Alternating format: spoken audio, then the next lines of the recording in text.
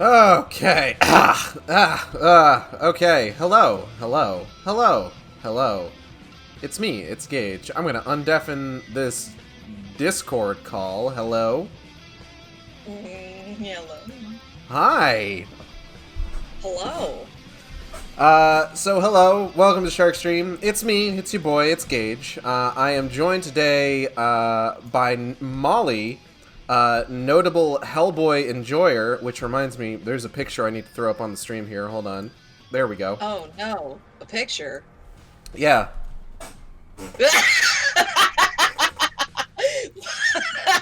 That is me. Liking Hellboy and Dark Horse makes you instantly sexier than every other comic book fan, just so you all know. It's true. How do you think I got like this? But yes, today we are playing, I hope everybody enjoyed this image I made for this one bit. Today we're playing Hellboy, The Science of Evil. A game from the far-off year of... Hold on one second. Is this 2008? 2008! Hot on the heels of the second Guillermo del Toro Hellboy movie, The Golden Army. Personal favorite of mine. Really? I mean, it's... I'm kidding. I would say of the three, it's the one I like the best, yeah? Out of the 5 Hellboy movies. Oh, Gage. well, okay. The 5 Hellboy movies and Amazing Screw-On Head. Okay, yeah. Let's count them off. There's Hellboy 1, 2004. Yep. Its sequel in 2008. Mm-hmm. And then there were 2 animated movies in between Hellboy 1 and 2 that came out on Cartoon Network in 2007. And I think went straight to DVD. Which really bold to put those movies on Cartoon Network, honestly. I don't know. That was great. I feel like I remember hearing that they edited those a bit, which I think they would have to. I don't think that they did. I really and then our personal favorite, Hellboy 2019, subtitle that was removed, Rise of the Blood Queen. David Harbour deserved so much better. He did his damnedest, god damn it. I mean, if we're including the animated movies, I would say Blood and Iron, maybe. I think I liked Blood and Iron quite a bit. I like Blood and Iron because it's just like, hey, we love the fuck out of Professor Broom, all of us. And it's like, oh, there's fucking werewolves and ghosts and shit going on. Who fucking cares? We love Professor Broom. And then Sword of Storms was like, hey, do you love Japanese mythos? Here's a bunch of that shit. Because everyone fucking loves the Hellboy story about heads. And then there was like a comic that was included with one of them. I think it was with Sword of Storms. So there was a comic based in... There were a few Hellboy comics in general, yeah. No. What I mean is there were a few Hellboy animated series based comics. Yeah. I feel like I just remember the one that was included with Sword of Storms. Well, you said you haven't been like reading. You said you were reading like BPRD at the moment, right? Like how many Hellboy comics have you read? I did read all of the main series up through Hellboy in Hell. Excellent. There are so many goddamn extras. Let me tell you. God, I was fucking okay. So for context here, I've spent like the last week or so prepping for the stream, rewatching the live action movies, rewatching the animated movies. Also, hi Gordux, welcome to the Shark Stream. Good to have you. Getting caught up with what I had of BPRD, which is I have up through Omnibus 3, and I stopped in the middle of Omnibus 2.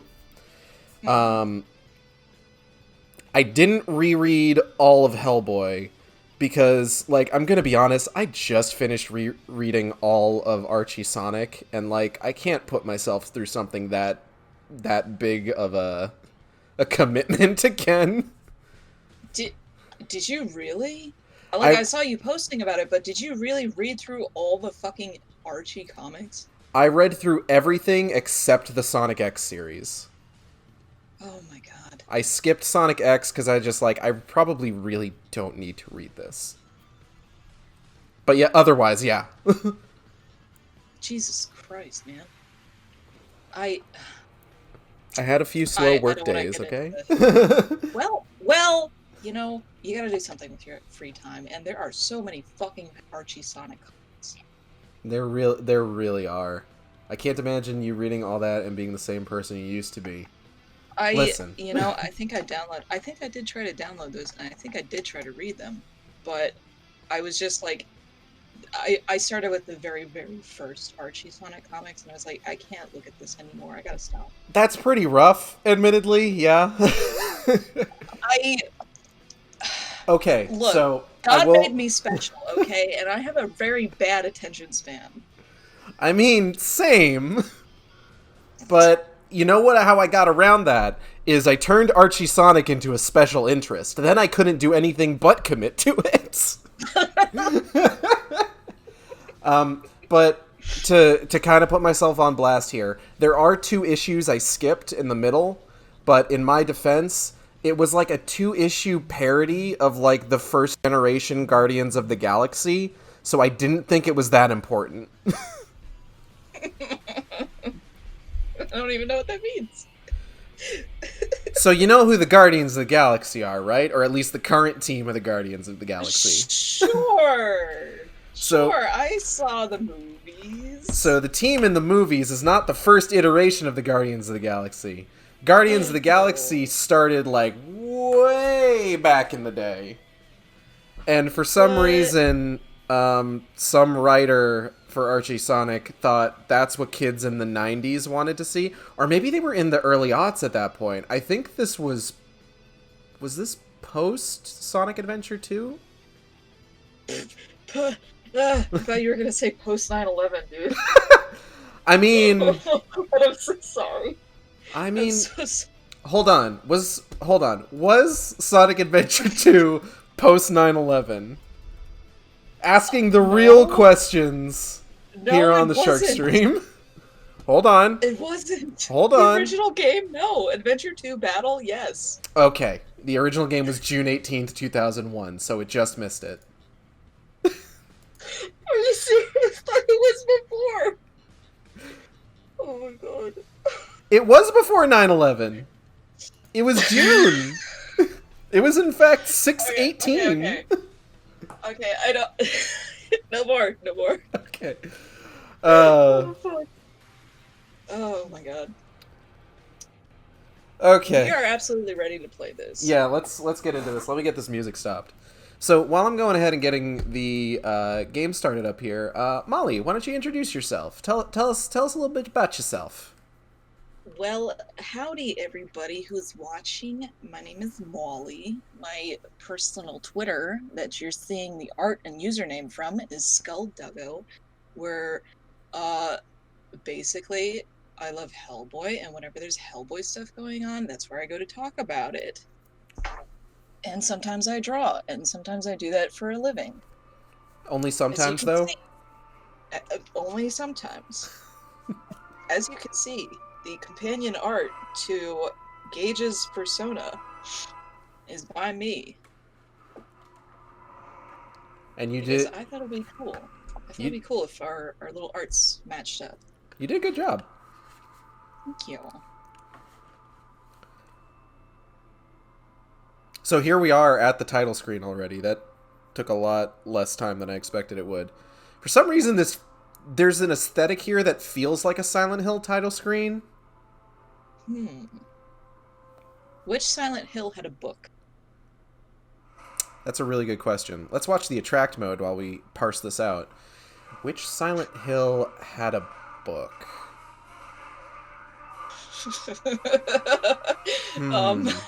I think I remember this footage. Downpour. Downpour, you have a journal. Ah, the downpours. I like Downpour. It's my favorite of the Western developed games. Gorilla Grodd! No, I know that's not Gorilla Grodd. No, fuck!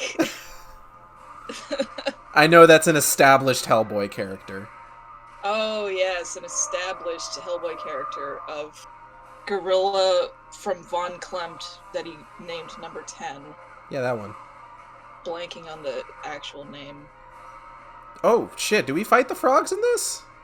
Did they put the frogs in Yeah. this? Oh, that's cool. Yeah, there's some frog monsters. You know, I don't think that they did the frog plot at all. I know, but... You know. Like, they're in there. I clapped when I saw it. I recognized that from when I read the books. So what is your Hellboy pedigree, as it were?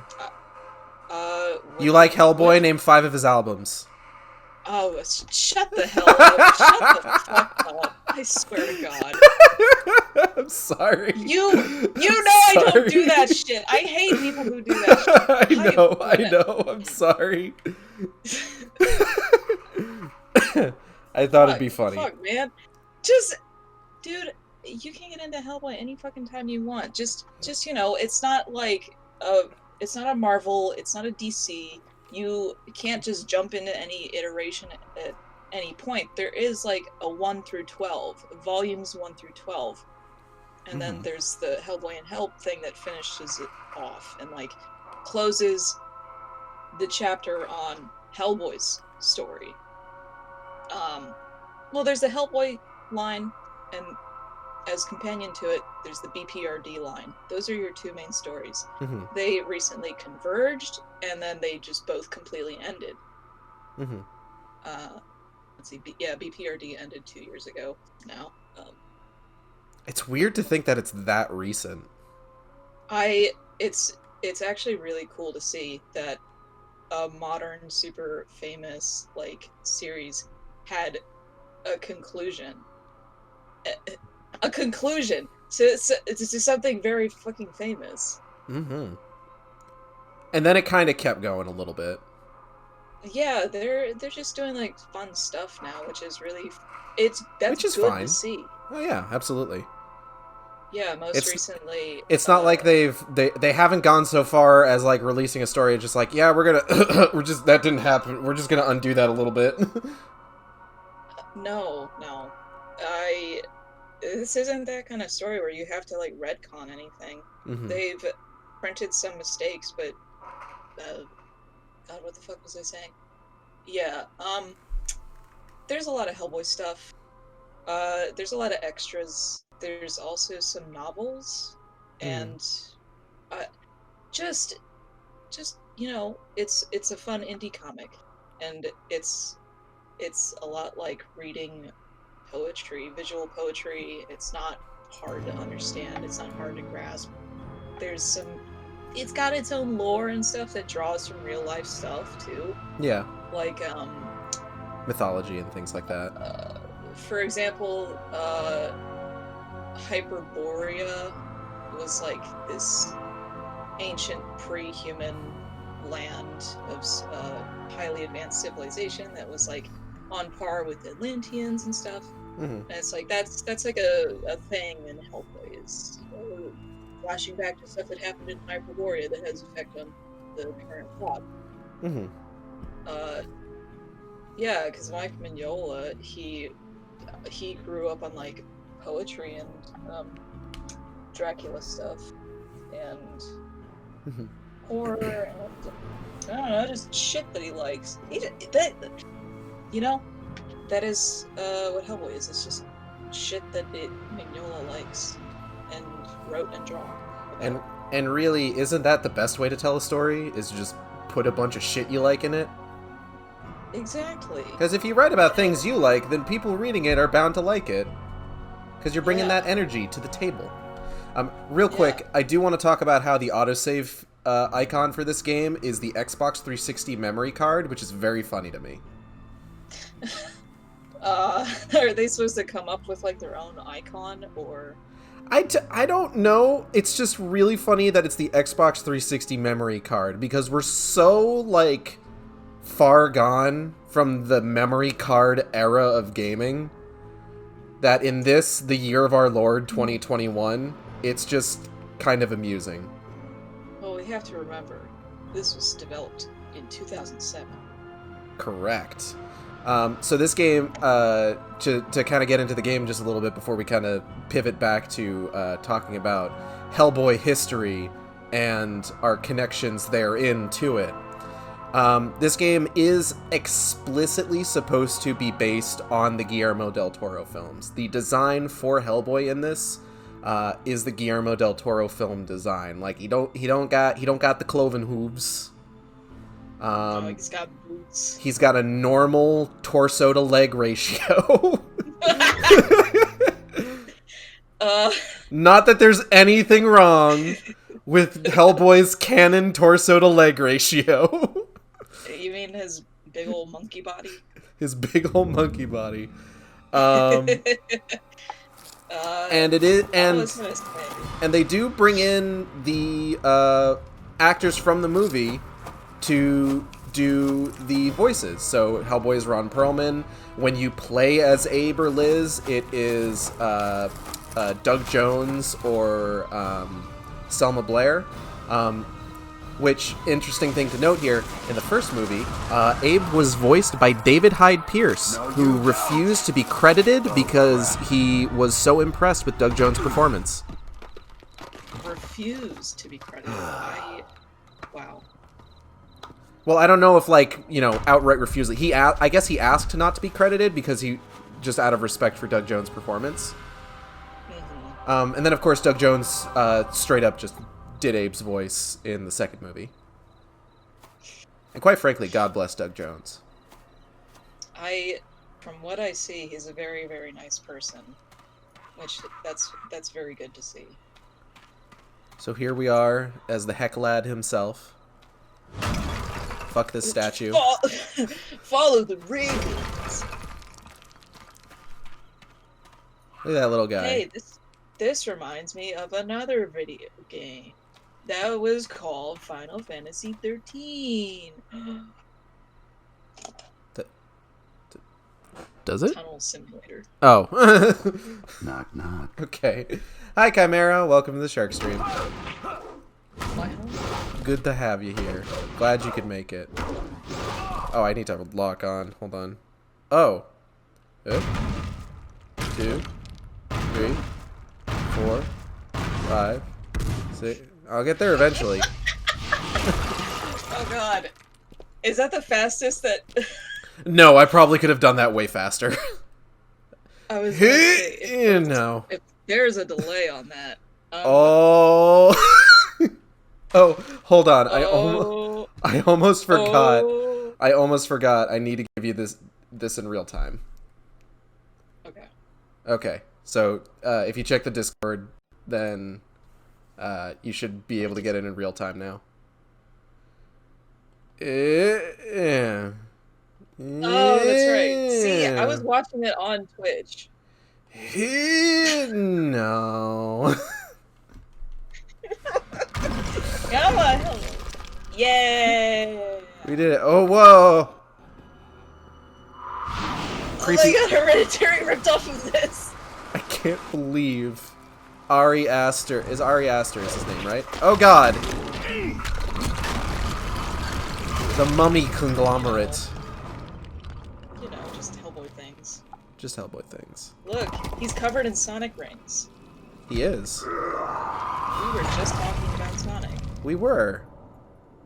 Sonic. Also, if you hear any cat noises, I'm sorry, that's my cat. She has jumped up onto my lap. To be fair, it might also be my cat. Is this based on the movie specifically or the comics? This is based on the movie, but there are comic elements. Like, I think... Okay. So... Like, for example, Hellboy's eyes, they didn't put pupils. That's the only thing I can see. I think Abe's design is a lot more comic-like. So is Liz's. Mm-hmm. She's got her necklace, she's got her long hair, it's all good. I think they modeled the face after Selma Blair, though. If the shot of her on the box is any indication. Mm-hmm. Why go through the trouble of developing an original model if you can just copy be the actress. Because you probably have 8 months to make this. I completely lost my train of thought for a second there. Well, we're in a mausoleum. You have to destroy fucking everything. Absolutely everything. Fuck respecting the dead. Fuck the dead. All my homies hate the dead. Hello, Kimmy Spice. Welcome to the Shark Stream. Good to have you. Kimmy! Kimmy!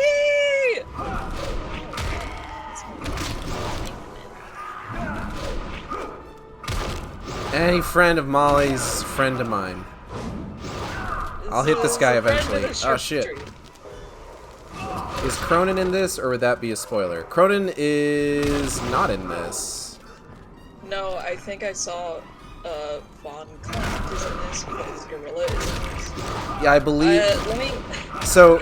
let's also disclaim. I've never seen past this first area. I do believe that Von Clement is in this, and he is voiced by Jürgen Prochnow. Who is that? Did you ever see the 1995 Sylvester Stallone Judge Dredd movie? Okay, then I don't know what frame of reference to give you for this. Did you see the John Carpenter film, In the Mouth of Madness? I did. Do you remember the dude who played the author? Somewhat. It's him. It's that guy. It's him. It's him. Okay, so this is how fast you can do this. If I'm, like, playing the game properly. Alright. Why would they do this? If anybody has any comments to make about the audio levels or anything, just let me know, and I'll fuck with stuff a little bit. But I just got here. You know, I'm starting to get the feeling you're avoiding me. He avoids himself, not So for me, for this guy right here, I had never heard of Hellboy before the first movie came out. And I saw the first movie, and I was just like, this is the coolest shit ever. but always gives. Nice. Let's see, the first thing I think I ever saw of any Hellboy was an article in New Type magazine, which was an anime magazine for the Western audience. me? I remember seeing ads for New Type, yeah. Okay, let's try again. So there was just an article about the Hellboy movie, and I was like, that's interesting, and I paid it no mind until I saw the movie on TV about 3 years later, and that's when 11 or 12-year-old Molly went, oh wow, he's hot, I love this. I feel like deep down, I probably, given my own taste these days, you're acutely aware of, given how much art you've drawn of me, I feel like deep down, I probably had the same reaction towards Abe. Goodness. You know, that makeup is so good. It's an insane costume, and to have to wear that for, like, you're in the chair for 4 hours, both Ron Perlman or Doug Jones. You have to sit there for 4 hours to get it put on, and then film for, what, 1 or 2 hours, maybe more. Like, Jesus Christ, props. So we have Hellboy's cartoonishly large gun. Not quite as cartoonishly large in the movie as it is in the comics, where its barrel is just, like, 50% of the fucking thing. I fucking love that. I remember, I got the action figure that came with, like, the special edition of Sword of Storms. And it comes with, like, a tiny version of that gun that you can put into his hand, and I just remember looking at it just like, this is absurd. I can fit, like, my pinky in this. Oh my god.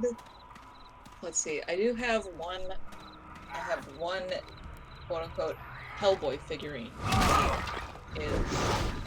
Well, out of all the ones that are available, and this one is the most cost-effective for someone like me, he does come with his little gun.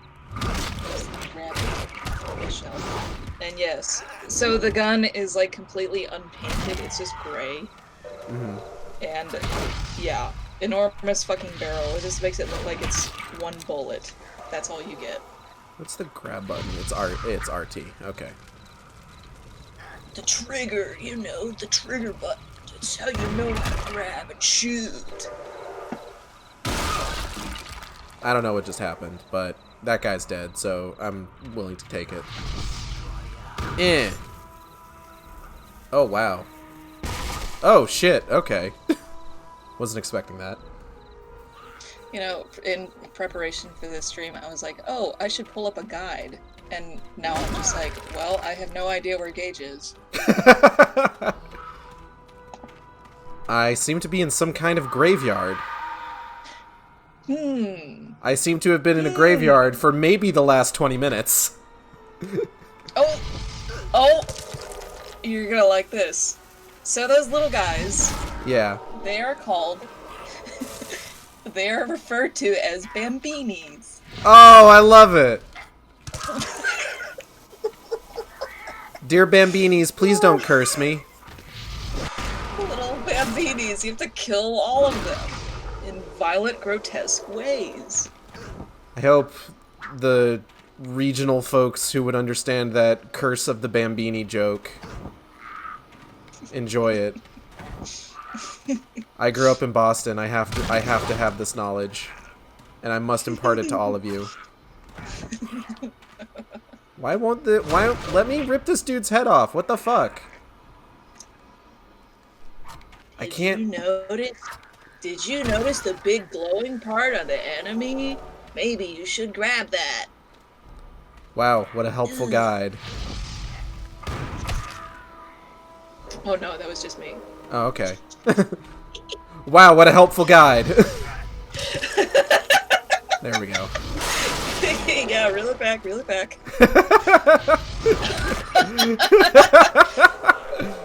Cut! Do it over! Because, you know, all game streams are scripted.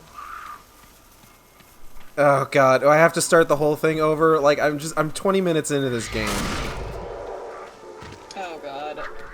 Let me actually fucking read this. Okay.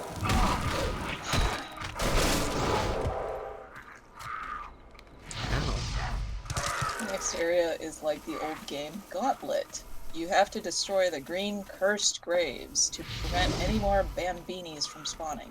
Oh, that's where I You am. do this by throwing explosive Bambini heads or other objects, including Bambinis, at them.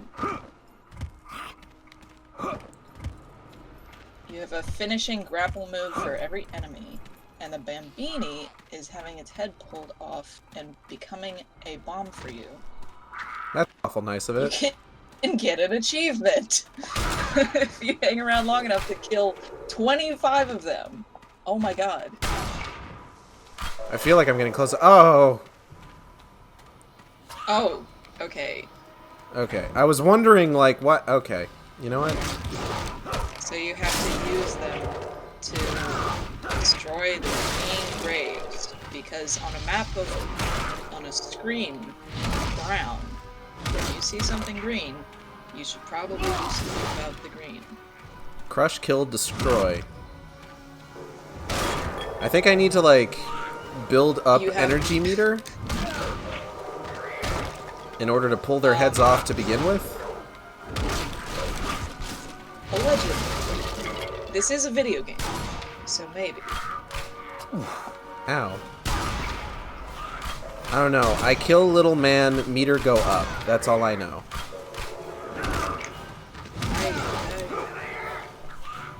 Okay, so let's try... Yeah, alright. I was correct. Yay! Yeet!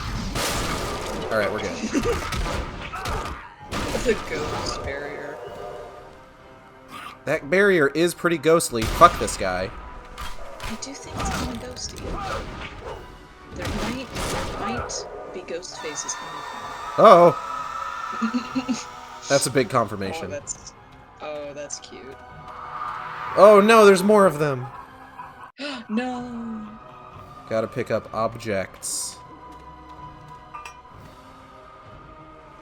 I got like a fucking spear thing now. That's pretty good. Let's see.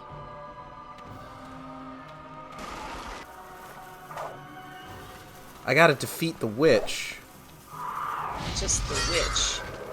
She's not the bitch, and she's certainly not the Vivitch. She's the witch. She could be the Vivitch, but we're not sure just yet. Maybe she's the Vivitch a couple years later. Just Also, a couple years later. This movie that took Also, place in like the bitch. 1700s. I haven't seen it, I'm gonna be honest. Anyway, continue, sorry. So, am I correct that this game just threw you into the stage and it provided no backstory, no atmosphere? I have exactly zero context for what I'm doing here, but I'm assuming it has to do with this Vivitch. I was about to say, like, okay, from what I remember 15 minutes ago, Hellboy was running and the camera was changing angles, and that was it. Yeah, you've basically got about as much information as I have. It's like, okay, are they waiting until after the tutorial area to tell us what the fuck is going on? Maybe. There was a scene earlier where we were talking to the Vivitch, and I couldn't see what was being said because this game doesn't have any fucking subtitles. No subtitles, you're just gonna suffer like the rest of us. Let me actually check that real quick. Audio, nothing. Visual. Subtitles! Oh shit! What? Wait a minute! Oh dear Matt. He did not check for subtitles, did he? I don't know. You know what? He probably only checked the audio menu. And when we refer to Matt, we mean Monsieur video McMuscles. gamer. The video gamer, Matt McMuscles.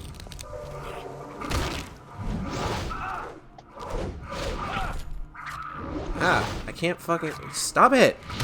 Jerk. Damn it, missed. Hold on. Can I aim at this guy specifically? Fuck that guy in particular. I love how sometimes I'll just punt the little dudes. I'll just kick, just Okay. get out. Get out of here. That is... No, that is a nice little animation.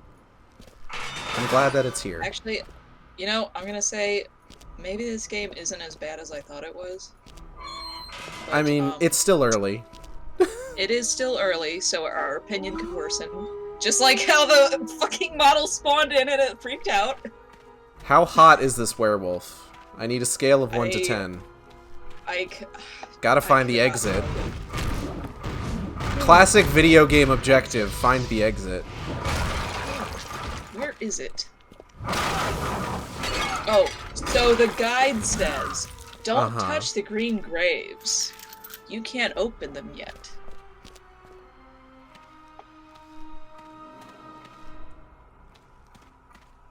They are cursed, and you can't open them yet. Oh. Oh. Oh, I don't like curses. Hellboy Ouch! doesn't wanna Witchcraft get has sealed this coffin. Find a way to release the bindings.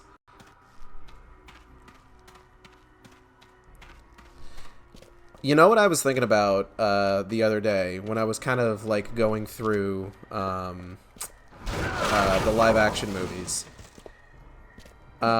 So, movies by Guillermo del Toro, just kind of in general, always look really good.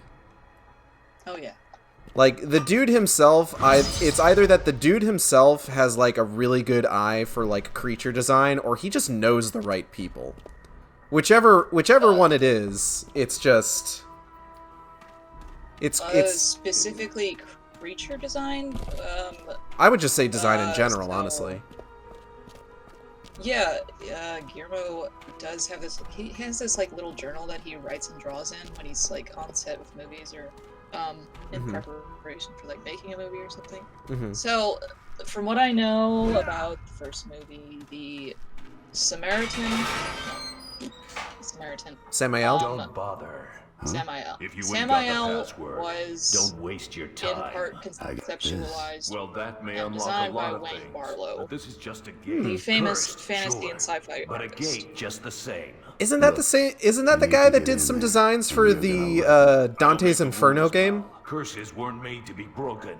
De- Just lift it. He Talk has to the gatekeeper such a if you large want out. repertoire of stuff that he's done. I have some And where old is he? space This is a books cemetery, so take where a wild he's guess. contributed like designs, and he's got like art books full of like fantasy designs or alien designs. Yeah, he is like one of my favorite just like concept artists, and I think I would K-word myself if I saw Wayne fucking Barlow, old ass man, go on Twitter and start selling cryptocurrency art. Speaking of which, did you see the Teletubby thing? I did. Like, okay, so leading up to April Fools, I saw them talking about Bitcoin on the official Teletubby Twitter. I'm just like, oh god. Then on April Fools, just like, yeah, it's Tubby Coin. And I'm just like, oh, okay, it's an April Fool's joke. And then immediately the day after, it's just like, we're selling this as an NFT. And I'm just like, god fucking damn it. You mean he's responsible for the final boss having the junk hanging? No. And this is specifically about Dante's Inferno for anybody who is confused for a second here. Dante's Inferno, I don't know anything about the art or design of that game. I think Wayne Barlow worked on it. I believe he did the design for a few of the bosses. I'm pretty sure he did Cerberus. Which the version of Cerberus in that game is amazing visually, because its body is just a big face. Like a big, gross, kind of distended face. And the mouth opens, and the 3 heads come out, but they're all, like, fleshy, and they end in these huge mouths. It doesn't look like you would normally expect Cerberus to look. There is an entire Wayne Barlow book called Barlow's Inferno. Hey. Oh, well, there you You're a go. gatekeeper. Well, Once? Well, somebody maybe must you have can liked give me that the book. password to the gate out there. I'm pretty sure they The brought lock him on has given me specifically some for the lip. game, if I remember The right. gate stays It's closed. been a I hot stay minute. Here. This is right.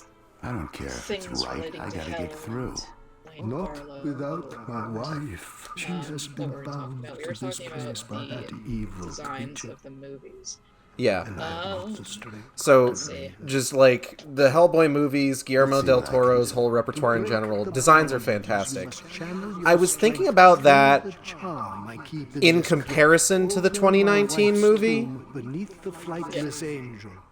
And the password and like, is yours. Yeah, like it's gonna be that I simple. don't know, the sort of design priorities in the 2019 movie just kind of feel weaker overall. I think it's because they were just all over the place, and Yeah. so I have to say props to Hellboy 20. Alright. Sorry. We're on that fucking heavy rain shit. Yeah. Oh, it's too heavy. Okay, get this thing out of here. Hellboy's looking for his son, Abe Sapien. He's lost. He has to press X to Sean. What could be more quintessentially Hellboy than obtrusive skeletons? Well, those white lilies, for instance, have that's a very significant reference to a recurring visual in Hellboy comics. I'm just gonna fuck around in the back here. Oh, Yeah, the camera angle changed. Maybe there's some stuff. Oh, it does some old school Resident Evil on it, huh? I think this is more along the lines of like God of War. A little You know bit. what? Because God of War had like the fixed camera angles and stuff. The only difference is that the right stick doesn't dodge, it aims. I think these will let does us. something. I think these will let us dispel curses. Yes. Can I just? From okay. what I read, Yeah. to get you have to get a certain ammo that shoots and releases a curse with your gun. That makes sense. I know, I buy that. That makes sense. Yeah, that makes sense.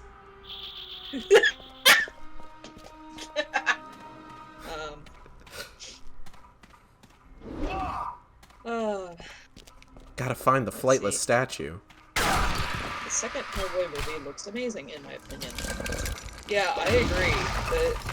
The second Hellboy movie is just like the makeup and the visuals, CGI, and everything was just like bumped way the fuck up in comparison. It's also just Blade 2 again. Was there a pregnancy subplot in Blade 2? No, but I think it shares like 3 actors with Blade 2. Oh, absolutely. Because you remember, what were the fucking super vampires called in Blade 2? Reapers? Gage. Yeah. What's up? I'm gonna tell you a secret. Yeah. I have seen Blade 1 and 2, but I did not pay attention. So I couldn't tell you. Molly watches Blade 2 and just be like, BPRD shirt go brrr. Okay, I do fucking remember a screenshot of Norman Reedus in the BPRD shirt. Mm-hmm. And then he got killed. Oh yeah. He gets blowed to fuck up. like BPRD grunt fashion.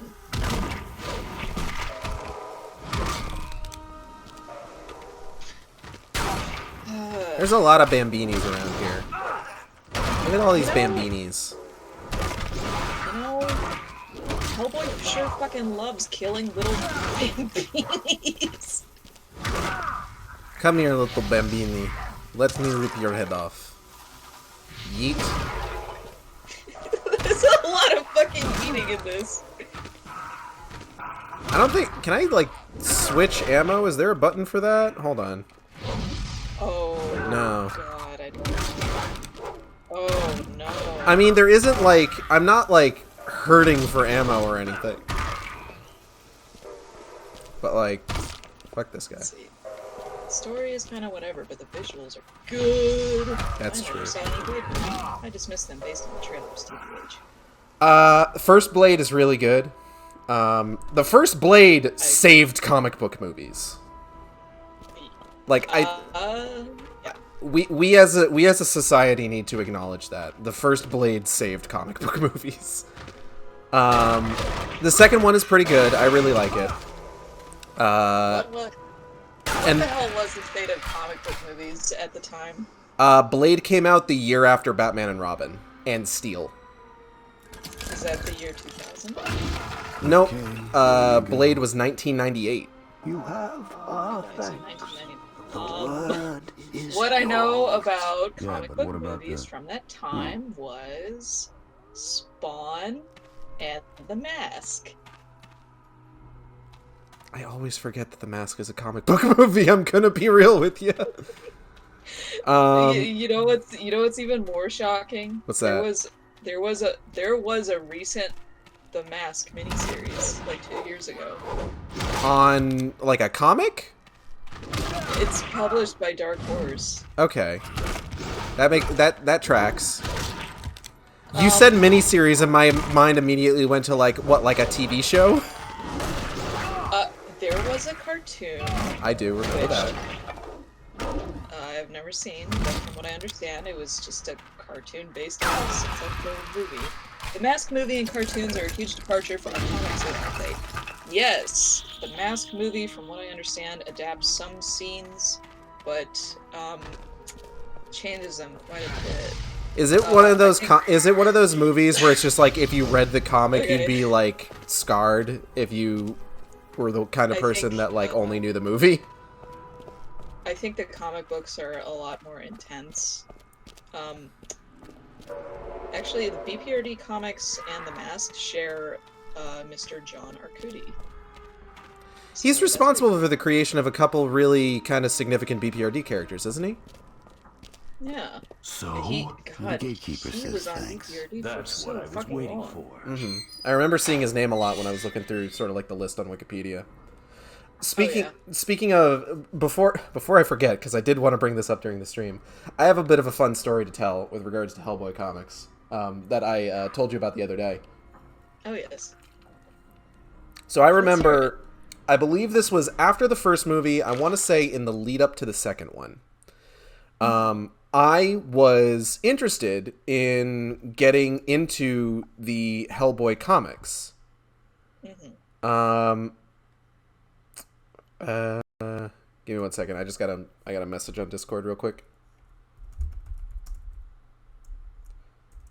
But I was interested in getting into the comics. So there was a local comic shop in my hometown in Massachusetts.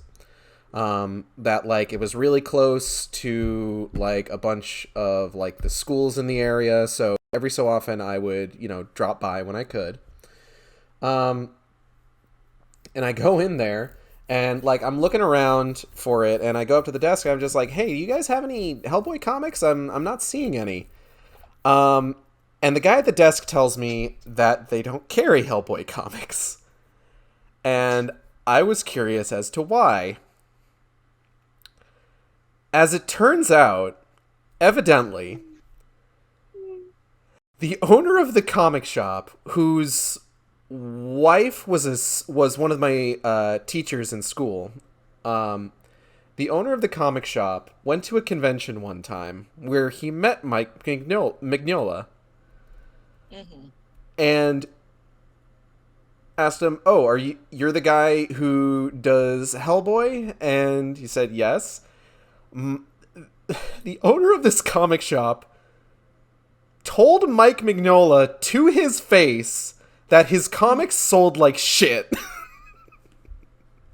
What does that fucking mean? And hold on, were you told what year this was? I wasn't told what year this was, unfortunately.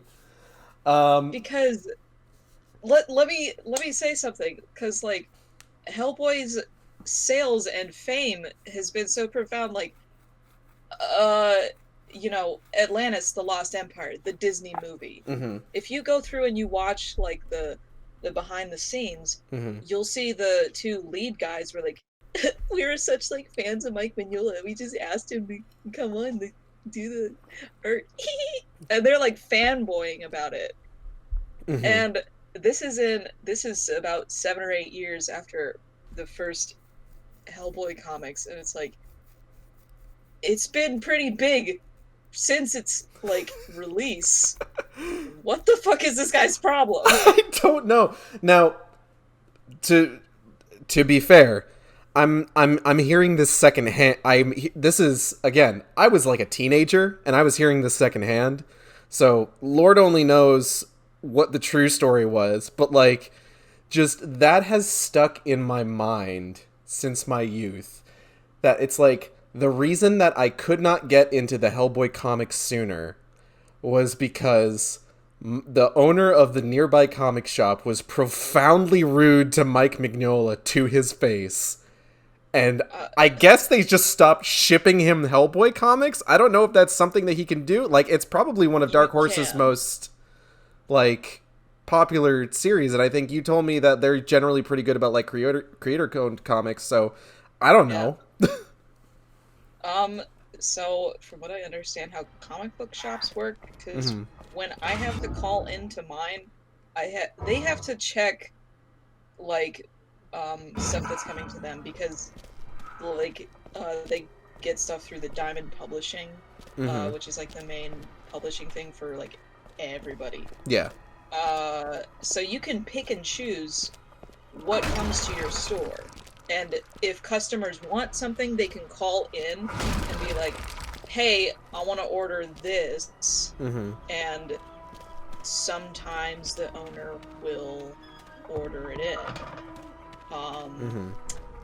But then we have cases like the guy that owns your comic shop, where just was a douchebag to like one of the most chill comic book dudes in the whole fucking world. Frame rate is getting weird. Might just be my internet. Are you noticing anything weird with the frame rate on the stream? By any chance? On Twitch, yes. On Discord, no. What's weird about it on Twitch? It's like 5 FPS. Oh, geez, really? Yes. Hold on. Let me... this was working so well before. Oh, do you usually have to start? I've been trying to stream... Stuff? I've been trying to stream 60 FPS recently. Just because I fixed up some issues some computer issues I was having. This game doesn't seem like it's 60 FPS. It seems like it's... I think it's probably 30, but like I'm set to stream at 60 FPS. And if it is it gonna hurt it to set it lower? Well, the thing is I can't change that while the stream's running, so I would need to stop the stream and then come back. But let me see if I can hold on a second here.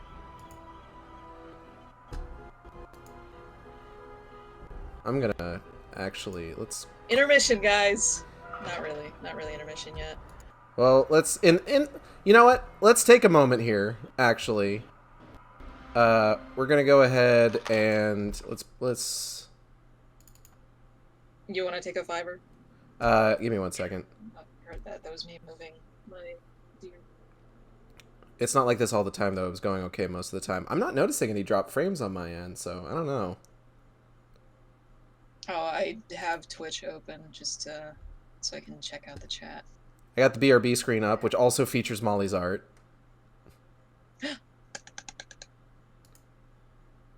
Alright, if we are BRBing, then I will also BRB.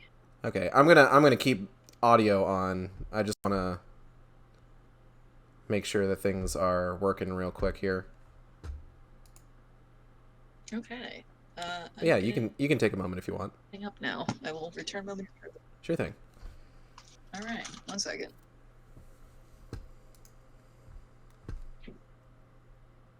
I hope it's just an end user thing, honestly. I hope it's not something with mine. It is also very warm in this room. Raggy sleeping on the bed.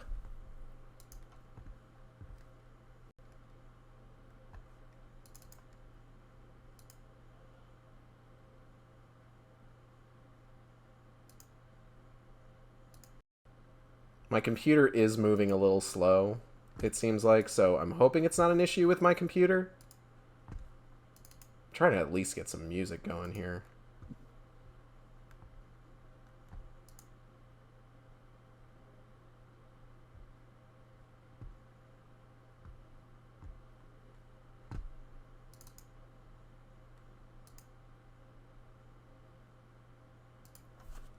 You know, I'm just going to close my browser.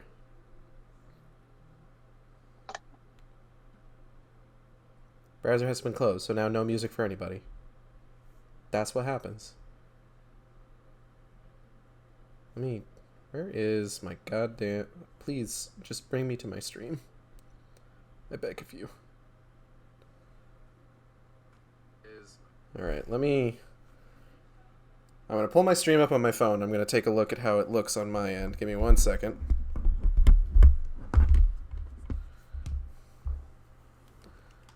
Oh, hold on. I need to bring myself off of BRB here. How does that look?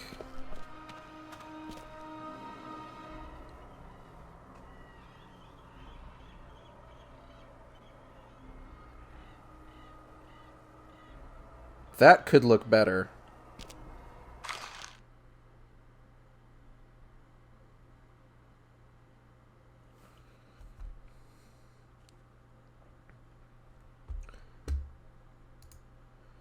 Alright, is there anything that I can do about this right now?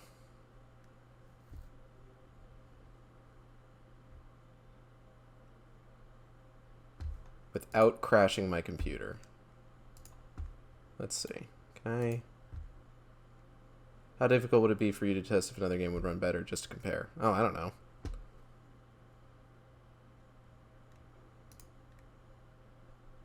I drop this to 30 while still on stream?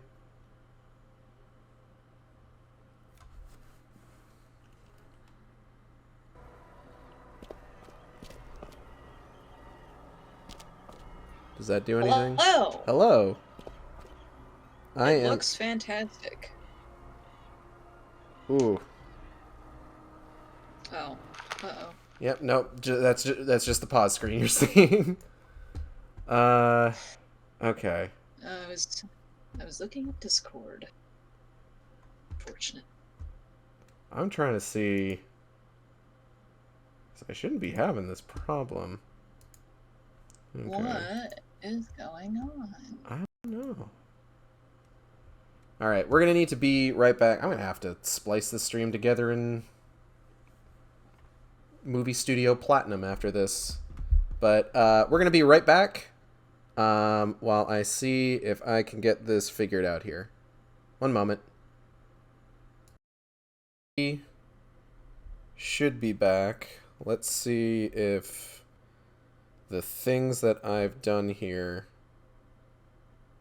have improved anything. One moment.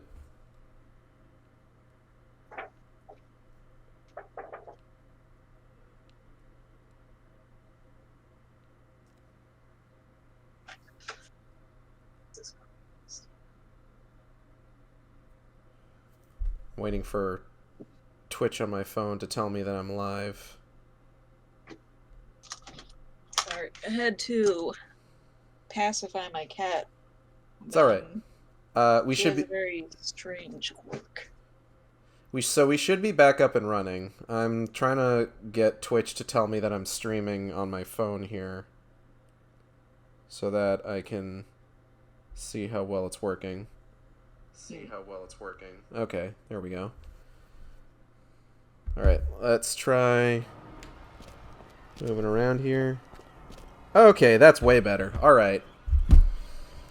Whew, okay. Sorry about that. Yeah. Alright, what were we talking about? Oh, fuck if I know. I'm gonna take this. We were talking about barrel. your story with the comic book shop owner and why the fuck somebody would do that. And, you know, while I got up and was refilling my water, I thought, I have a story. I have a very fun story about the moment that I got to meet Mike. Well, just real quick before that, we need to bang, bang, bang, pull our devil trigger. Shooty bang. Okay, devil triggered over. Does he have an ult where he's a big bad demon? Not yet. Hello, the Atomic 52. Welcome to the Shark Stream. Atomic 52, hi! All right, so Molly's gonna restart a story here in just a second. But if you notice any further graphical issues like the frame rate taking a dive, please let me know. It helps me to be aware of these things so that I can fix them. So thank you, thank you, Chimera, for your diligence. But yeah, Molly, you met Mike McNola. Mr. Mike. Adrienne, hi! My friends are tuning in. It's very good to see them. Hello, glad to have you here. I'm glad you showed up when we weren't having technical difficulties. As far as I'm aware. This is a good time. This is a good time to tune in, probably. Let's see. So, as I try to figure out where the pop-out chat button is on... It's around there somewhere.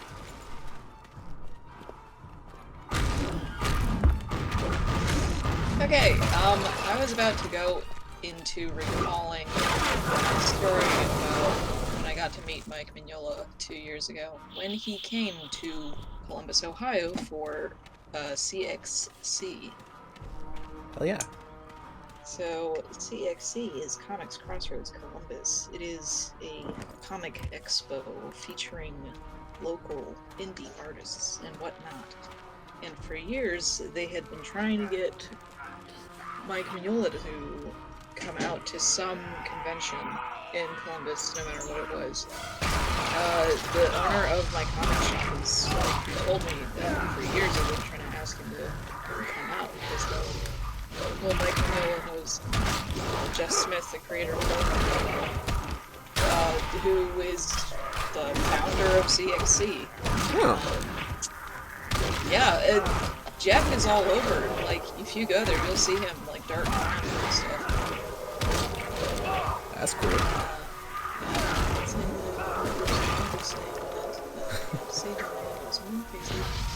Anyway, so the first time that I met Mike was not directly at the convention. So I was taking the bus down to campus because Mike Mignola and Jeff Smith were going to give a talk in one of the speech halls on campus. And I wanted to get there early, and I got there early enough that I was like, well, I need to waste a bunch of time. So I'm gonna go to the Billy Ireland Cartoon Museum, which is a really small museum with cartoons and stuff inside said building. Mm-hmm. So you go through the entrance inside, and I'm goofing around and looking at stuff that they have on display downstairs. The museum itself is upstairs, so I went upstairs, looked around, wasted some time, and was like, you know, I'll probably just go across the street to Starbucks to just, like, wait the rest of the time. So, as I exit the doors of the upstairs museum, I hear Mike Mignola's whiny little voice downstairs, and I jumped. Like, I was legitimately scared, because no fucking way was I just coincidentally in the building at the same time as him, and also, I didn't know he was going to be looking around the museum prior to the speech. And the poor person who was sitting at the desk for the museum was just, like, so confused at my reaction. So, I thought I was slick.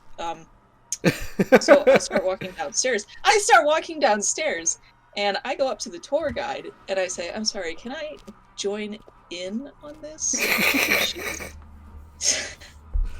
Slick, parentheses, allegedly. As I waited for an opportunity to speak to her, and she promptly responds that it was a private tour, and they walked on, and dear God, my embarrassment knew no bounds. My condolences. Mike was there with his wife, and I thought that I was gonna be that person. So the next day at the convention, so he was tabling about 2 hours earlier than he was supposed to, because I got told by the table of my comic book shop guy that yeah, Adrian, I know. I got told by Gib, I think his name is Gib or Gil, oh my god. Mm-hmm. Yeah, Mike is just right there next to the Laughing Ogre's table, and I'm just like, I'm gonna go up, and the first thing I did was apologize for yesterday, because Jesus Christ, that was fucking embarrassing. And he was then like, oh yeah, I wouldn't have minded. I would have just said, yeah, come on tour with us.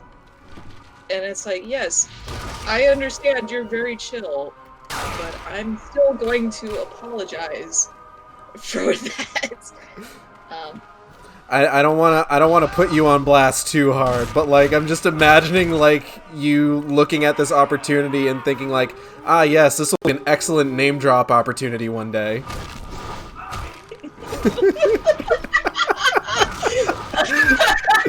Again, I don't want to put you on blast too much, but yeah. So that was not how I imagined it going. I imagined that I was just gonna go to the convention the next day, go up to his table, and like show off my tattoo and say how much I liked his stuff. And it ended up being extremely embarrassing, and you know, I hope that he doesn't remember it, but it probably is something that some person would remember, because that is kind of one way to introduce yourself.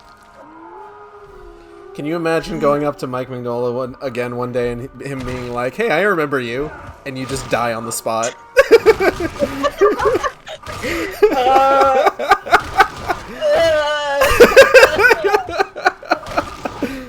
Oh, you do. So, so we've gotten a pretty decent look at the werewolves in this game. Chimera's rating them a 2 out of 10, which I know Chimera's tastes, so I can understand that. I'd give them a solid 6. It's a pretty good werewolf. It's not like Van Helsing starring Hugh Jackman levels, but like, it's alright. Those werewolves are like the perfect werewolves. Perfect werewolves. Specifically the Hugh Jackman werewolf. Oh yeah. Oh yeah. Oh yeah. Oh, Whoever designed that knew what they were doing, and God bless them for it. Oh yeah. There was a nice werewolf story in Hellboy. I think you said you read through the main volumes of it, so you got to see it. I probably did. I just don't remember. It's been a hot minute. It's really just like it was just like giant upper body, and then it has like a little tuft for a tail. The ones in this game, they're looking a little pale. A little bit. They do have some beef on them. Just a little bit. They do have kind of like a distinct look with how they're colored, I guess. Yeah. They remind me of the werewolves in the Lords of Shadow Castlevania games a little bit. All right. But yeah. All right, Gage. Yeah, what's Here's up? another one. Okay. I've never played a Castlevania. You know, if you had just said that you hadn't played Lords of Shadow, I would have told you that you're probably better off. But really? Yeah. But yeah, these werewolves do got a little bit of beef on them. Not enough for Chimera, though. Have you seen Chimera's art, by the way? I feel like you might like Chimera's art. I think I might like Chimera's art. It has something to do with beef. Oh, hold on. Chimera, do you mind if I share? Ooh. Ooh. Sharing. Ooh.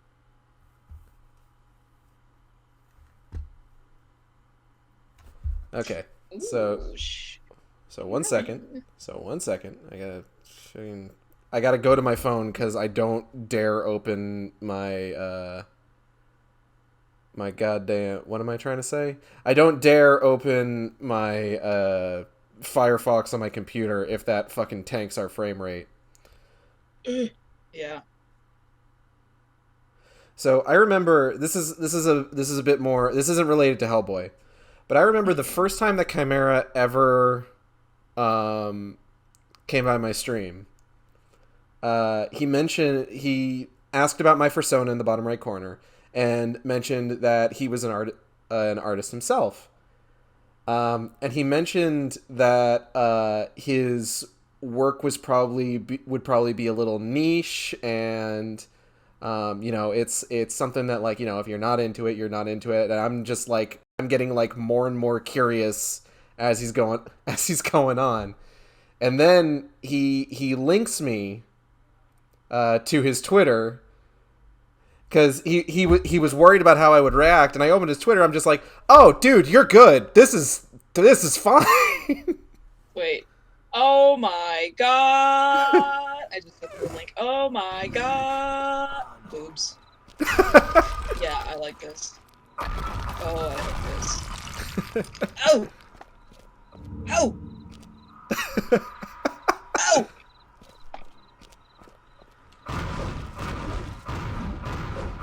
I actually have some art from Chimera that I'm going to be using for some stream thumbnails eventually. Hell yeah. Hell yeah. I can't wait to see that. Put that in my pipe and smoke it. Alright, where am I going? There's some baby. I don't think I'm supposed to be able to go over this far. This definitely feels like an area where I should have hit an invisible wall a lot sooner. Oh no, they're generous with their boundaries. Hello. Let's see. You know, let's see if I can find in the guide where you're supposed to go. It's not super difficult to tell where I'm supposed to go. This dude's just having a good time over here. Look at him. Oh yeah. I wonder if can I hit you from here? Let me just boop. Oh, you figured out how to change ammo. Boop. Yeah, I did. It's a left bumper. He's not vibing anymore. He's dead.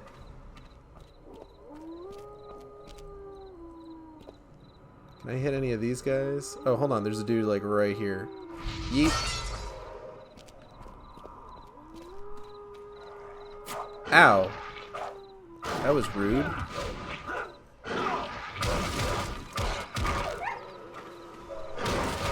It appears that you're very close to chapter 2. That's exciting. Exciting. That is! Okay, I'm just gonna let those guys kind of do their little dance over there for a bit. Speaking of people I've gotten art from, Molly, I've gotten quite a bit of art from you in the past. Oh, Gage, I have an entire folder dedicated to learning missions. Because of how, just the sheer volume. I was like, I'm glad I get my own dedicated folder. You get your own folder! Just so I can find everything in its proper place. I remember, you know, so like a couple months back, there was part of me that just like, you know what, I want to find that podcast that Molly was on where she talked about me. You remember that? Oh my god. Of course I remember that. It's not like I do this stuff all the time, just when somebody asks me. And, yes, when I had to, PG-ify my work and talking about it. But here, we don't have to do that. I was upset because I couldn't find anywhere that it was like saved or anything like that, unfortunately. It was my friend's podcast, 30 Minutes or Less, and they talked about jobs that they had, and I talked about my work with you, and I talked about another job. It wasn't like it was a bad job. It was just an interesting experience. And I'm not saying interesting because it was actually bad. No, it was interesting, the way that things progressed. Because there was a language barrier between me and that client. It was a gentleman from Germany. And it was very interesting to like for me to try and like communicate like, oh, okay, do you want it this way, do you want it that way, in like a way that if somebody may have to use a translator, it made me think like, you know, okay, how do I phrase this where across a translator it would translate well? What is this combat reminding you of, Chimera? Rise of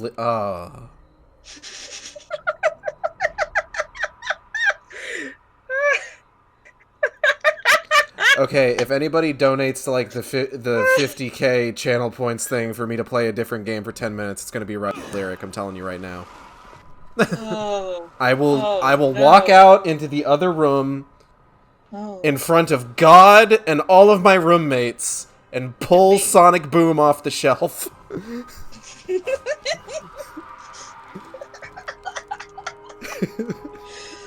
Oh, Jesus Christ. Christmas.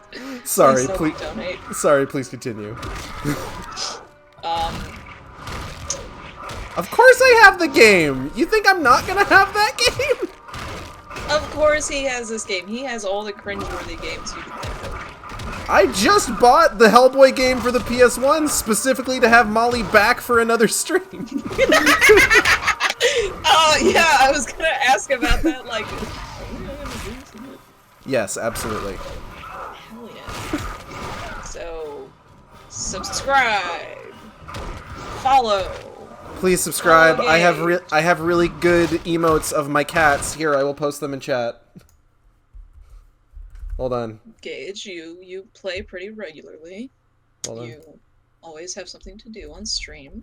Yeah. Very fulfilled streaming schedule. I would do my say- best. I would say it's a worthy follow. And look, cats. Yeah. My kitties. I love them. Little I tore this dude in half and now I'm using his torso as a blunt weapon. Hellboy. Oh, that shit. That was probably loud. No, that was fine. Oh, okay. You know, maybe when I get an actual mic, I can be as fucking loud as I want and not have it kill the audience or your audio. And yes, Hellboy Asylum Seeker, specifically the PS1 version. Also known as Dogs of Night. Yeah, which is the name of the PC version. Which Molly has advised me is probably the better version of the game, but like I looked up the general critical reception, and both are apparently dog shit. But Well, yes, but I was talking functionality. I was encouraging you. Okay, if you want functionality and visuals that will not just completely disappear, like in my experience of physically playing Asylum Seeker, you want to go with the PC version. But I could not tell you where to find the ISO. But it's important to note that no, that's exactly what I want. Do you like tank controls? No. You're gonna love the game. There's a part of that game that straight up will not work. I'm excited to find out what. It's gonna be a fun experience. Oh, look at this guy. Aw, damn. He was stuck on the stair. Hey, Sorry. Gage? Yeah. Gage, when we play Asylum Seeker, there is a part of it, there's just a gag in it that is not recorded in any other gameplays on like YouTube. Because of course I've looked through them all because Of course. I didn't want to have to play it again myself Fair enough. to have to experience something. There is a bit that I need you to do, and I will tell you when to do it, of course, because I need evidence that it wasn't just me who saw it. It is a bit in which you select a toilet, the screen fades to black, Hellboy takes a shit. Okay. I need you to do this for me. I will go out of my way to do this for you. I need you to get the footage. Please. I will get the footage. I will get the footage of it. I will make a highlight of it, and I will upload it to my YouTube so that it is saved for all eternity. So, because I need to refer back to that so many times, and I can't, because I don't want to fucking have to open a new file, go through the 4 areas to record it on my phone. And it's not on YouTube, so I can't clip it for anybody. We can do this. I believe in us. This game is not for PSX. We're referring to the PC PlayStation 1 game, or the PC game Dog of Night, you said? I forget what the... Apparently the PC version is subtitled Dogs of Night. Dogs of Night. The port to the PSX is Asylum Seeker. Which Who I can fucking knows why. Which I can only assume that the reason that they ported that to the PS1 3 years after it came out was because the first movie was being released. And they thought, money. We should capitalize on this. That's synergy. Speaking of synergy, it's been 17 years today since the first movie came out, which I did not plan for. Neither of us did. It just kind of happened, but good coincidence. It's destiny, as Chimera told me. Because, thinking about the first Hellboy movie, it's, well, Gage, you may have this impression already, but I am not a fan of it as a Hellboy adaptation. I am a fan of it as it's a Guillermo del Toro movie. I was actually going to bring this up at some point. I didn't want to just sit here and bitch about it, is the thing. You can do it. Come on. Come on. Yeah. It's okay. Oh god. Look. Okay. I need a Tums. This is a new type of ammo. Hold on. What is this? Salt. They don't turn into pillars, but if they're hit fast enough, it doesn't matter? Okay. Okay. Let's find out what that fucking means. It's just a bullet full of salt. And yeah, so this is kind of the way that I look at it. Like, again, I wasn't exposed to Hellboy until the first movie. Same. There was the longest time, like, evidently, you started in on the comics way before I did. Looking back on it, so there's a couple elements of, like, quote-unquote bad comic book movies that, like, are huge red flags. Shoehorning in romance subplots, giving characters powers they never had. Like, when I think of a movie that does that is explicitly a bad movie, I'm thinking about fucking Jonah Hex. That's right, that happened. Don't watch the Jonah Hex movie. It's not good. Watch it. But it's just like, I never had any sort of frame of reference. Like, Hellboy and Hellboy 2 are good movies. They are, separated from their source material. They are fantastic films. Outside of maybe Myers being kind of a milquetoast John Arbuckle motherfucker. I don't know why I keep referring to him, like, visually in my head. I keep seeing John Arbuckle whenever I keep trying to remember, and I don't know why. His name is John Myers. John T. Myers. T John stands the for Myers. Thaddeus. Mother's older brother. Got a scar on his chin when he was 12. He wonders if it's ever going to fade away. But, just like, obviously, Hellboy and Liz were never a thing in the comics. No. So No. So that's a red flag. So that's that red flag kind of like popped up there. Well, here's the thing. Mm-hmm. If you're making an action movie and you're getting big funding from pretty well-known producers in Hollywood, oh, the first Hellboy movie was. I'm sorry. I need a moment. I was wondering why that ghost barrier wasn't dissipating, and it's because this dude down here was still alive. Oh. So we're just gonna. Well. Okay, we're good. All right. So yeah, you were saying. By the way, just as an aside, the salt bullets are for werewolves. Okay, I'm gonna stop using salt, those then. Salt is for werewolves. Apparently. Even though salt water is for vampires, but salt werewolves? Is salt water a thing for? I thought that was just they can't cross running water. Oh, look at them! Look at them hanging out. Oh, this one's taking initiative. Oh yeah. What the fuck? Oh. Oh my god! It freezes them in place. Okay. It's the guy. Gage, the guide said it's good for werewolves. It is good for werewolves, because it seems to freeze them in place. Sure. Fuck it. Salty dogs. Salty dog. And then, of course, the other big thing that I mentioned, giving characters powers they never had, and I'm specifically thinking about Abe. Abe's big thing in the comics, admittedly, is basically he is a curiously attractive fishman who is slightly stronger than maybe not slightly, but stronger than a normal person, heals a little bit faster. So, like, there's a level on which I can understand, like, yeah, okay, you maybe want to give him a little bit more repertoire to kind of, like... No, here's the... So here's... Okay, Okay, so here's the thing.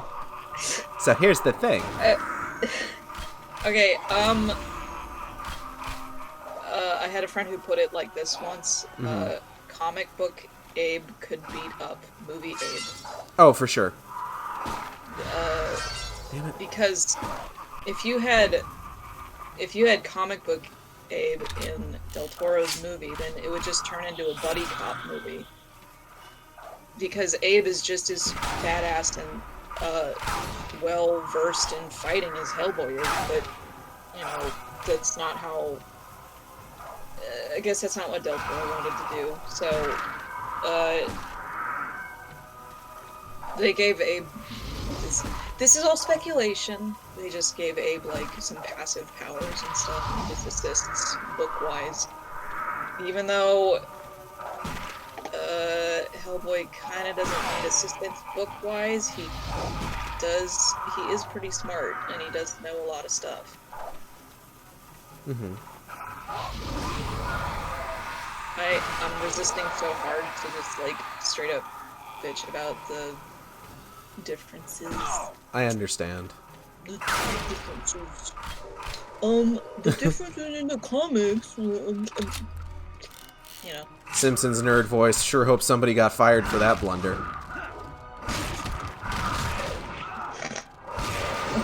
Abe acts more like C-3PO in the films as well. You're not wrong.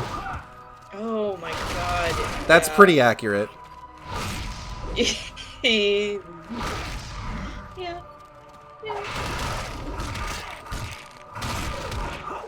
But it's at the very least, you know, I can at the very least be happy that those movies still kind of stand on their own despite all of that. But it's just like, yeah, I think after having read as much of the comics as I have, and like, you know, going back and rewatching the movies, like there's a part of me that like I look at it and I think about your opinions on it. I'm just like, you know what? I get it now. Like I get where that comes from. I may not necessarily be on quite the same level, which I mean, you know, I'm not again, not putting you on blast or anything. I'm not quite on the same level, but I can definitely understand your thoughts for sure. Yeah, it's a movie, and then from what I can see, producers had their sticky little fingers into it, and it's like, okay, we gotta shovel some romance in here. When you have an action movie, you gotta put in some romance, dude. You gotta put in everything. And gotta do it. I wonder if that's like actually a thing that you have to put in romance subplot, or even though you could totally just forgo it and you'd have a better movie. Because the romance, I don't know. A lot of people like the visual, and I guess that's what they were going for. Not only that, but Del Toro, that man loves a romance subplot. I had wished it was done a little differently in the movie, and I'm putting that lightly. Just I don't want to go into it too much for the sake of saving anybody listening from a spiel. Very long spiel. At the end of the day, I'm glad he got to get like just a full romance movie to do just the way he wanted it. And that movie, of course, was Pacific Rim. No, it was Shape of Water.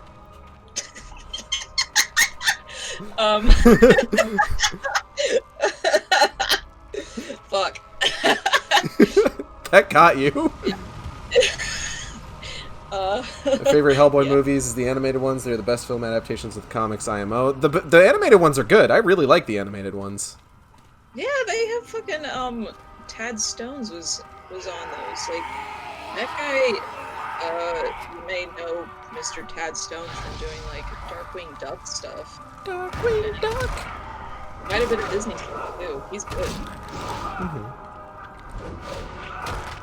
I think because oh god, what was I thinking about? There's a quality, like the animated Hellboy movies look like Saturday morning cartoons, which isn't like a knock against them, but like it's the same thing that I get when I watch like the first animated movie that they made for like Dead Space, where it's just like I feel like I'm watching the Men in Black cartoon with like the character designs. Hey, how do I get out of here?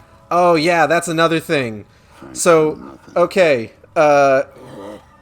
scale of 1 to 10, how upset are we that we did not get Bruce Campbell Lobster Johnson between the third animated movie and the canceled DLC for this game? Oh my god.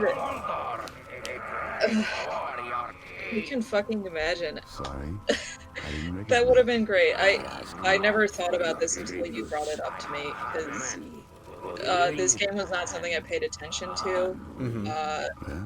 I do remember the whole bit in the animated movies, like Lobster Johnson, and that could have gone somewhere, but it was canceled. You know, it's actually a good thing, because I could not see Hellboy being run into the ground with sequels and animated series and all that kind of shit. It's good that we just get one-offs. And then, of course, years later, Lobster Johnson would show up in the 2019 movie and not really do anything. Oh my god. The thing is, I fucking love that scene because they fucking put Lobster Johnson in the fucking movie. Fucking Lobster Johnson, man. And he kicked an ass. Yeah, and I don't want to sound like I'm unfairly dragging the 2019 movie. Thomas Hayden Church is a fantastic choice for that, quite frankly. Absolutely. Loved him as Sandman in Spider-Man 3. Quite frankly, fantastic pick for Lobster Johnson. He doesn't really do anything in that movie. He shoots Rasputin. That's kind of the biggest... That's kind of his biggest... That's his biggest contribution to the plot of that film. His biggest contribution is being a ghost and shooting things sometimes and being like, bye. He just leaves the movie at a certain point. He's just like, okay, I'm done here. Bye, everybody. It's, oh my god, but putting him in that scene in the movie at all is so fucking fun. Because it's like, you talk to Hellboy fans, they will tell you how much they fucking love Lobster Johnson. That is like, this was for you guys! Just to put him in the fucking scene, he's in the fucking movie, his costume looks fucking great, killing Nazis, oh my god. And, as much as it's very clearly like a sequel bait hook, like the mid-credit scene, I really like that scene. Because I just love Hellboy freaking out about meeting Lobster Johnson's ghost. Just being, I love you, Lobster Johnson! There is, like, we were talking about this, there's good stuff in that movie. And it's so bad, it's so unfortunate that the movie we got is the movie we got. Because, like, I would think there's some really good lines in that movie, like I was telling you about. Like, when he's getting the fucking prophecy from the dead seer, he's just like, I prefer a prophecy with smaller and more relatable stakes. Yes. Or, like, later when the fucking Blood Queen is, like, appeasing him to join her, and he's just like, it wouldn't work out between us, you know, because I'm a Capricorn and you're fucking nuts. Like, that's a good line. it's like, oh my god, they referenced his actual birthday. But yeah. Just And then 90s okay. Hellboy with the beanie. Beanie. Oh my god. There were so many scenes where God bless David Harbour for putting up with all the makeup, but Jesus Christ, he kept spitting all over the screen. And it's noticeable. Okay, so Chapter 2. yeah, so I want to okay. I was confused for a second. But I guess we're in Japan now. Can you hear me? Let me see if the guide can fucking tell us what just happened. So we got kicked off a cliff by a weird gas mask wearing dude. And now I guess we're in a flashback. This is a pretty sick bomber jacket that he's wearing, though. Like, I like this look. Yeah, that is like what some grunts in the comics wear too. You look at the earlier volumes; they're just wearing jackets like that. Private sector I keep hearing about. It's pretty good. Okay. So chapter 1 was in the Carpathian Mountains in Romania in 2007, and now we're flashing back to Japan in 1982. Nice. In a quote-unquote sacred forest. Well, this looks pretty sacred. You know, there's some shrine. There's a fox spirit. There's a kitsune. You know. I would say that this is one sacred ass forest. I would go so far as to say. Might be a little sacred. I mean, we're gonna end up destroying like so much of this scenery, I'm sure. Oh, yes. Like that? That's probably destructible. That one over there is destructible, I'm sure. Oh, it's glowing. Of course it's destructible. There's a kitsune again. Hell yeah. Kitsune, Japanese for two-tailed fox. Tails miles per hour.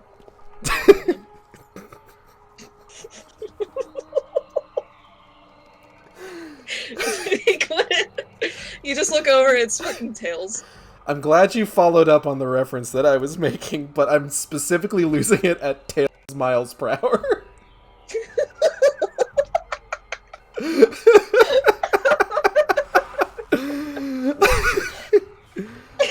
Oh god, I'm gonna. Oh fuck! Oh fuck! Oh no, Oni!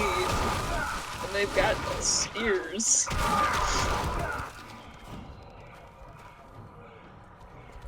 Wait, actually that's kind of cool that you can destroy the bamboo. I wasn't expecting that. That is kind of cool. Oh shit, it's like environmental damage. Can you use those as weapons? Ooh, that was cool actually. Holy shit. Yo, real talk? This game might be cool?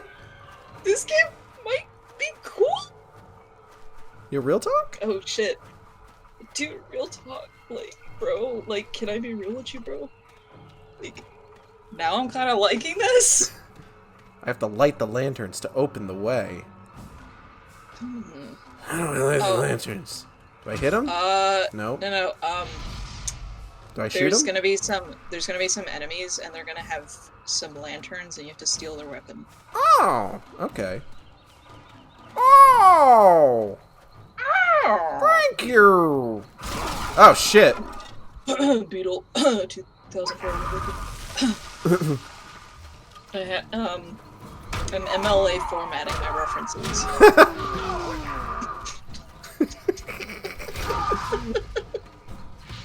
Oh shit, I opened Photoshop! Fuck. Oh no! Oh no! I can't see the screen! Oh, now it's all fucked up! No! That's fine. Oh, hey, here's a dude. I'm gonna go. Oh shit, sorry, I wasn't looking at chat. Oh fuck, Adrian. If Neil Marshall finally broke silence on that, I don't listen to podcasts. If you could DM that to me, please. I would be super interested to hear about that. Like we were talking. Because I need to know. We were talking about that, and I just remember like thinking like, man, Mammy Muscle should do what happened about 2019 Hellboy.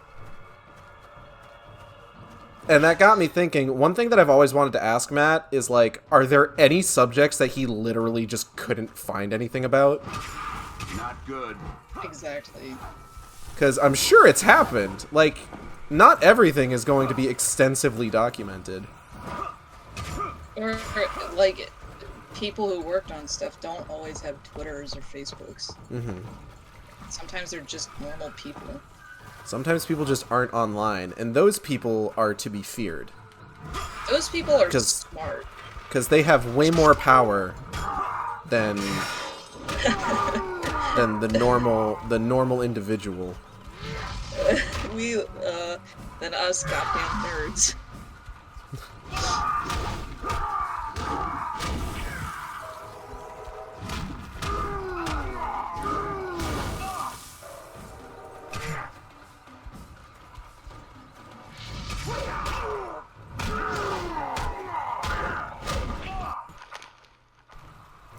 Don't even know these guys, you're just beating the shit out of them. They started hitting me, and I don't like that. I'm just here. I'm not even doing anything. I'm just trying to like these go attack right now. Like, I'm gonna call my dad.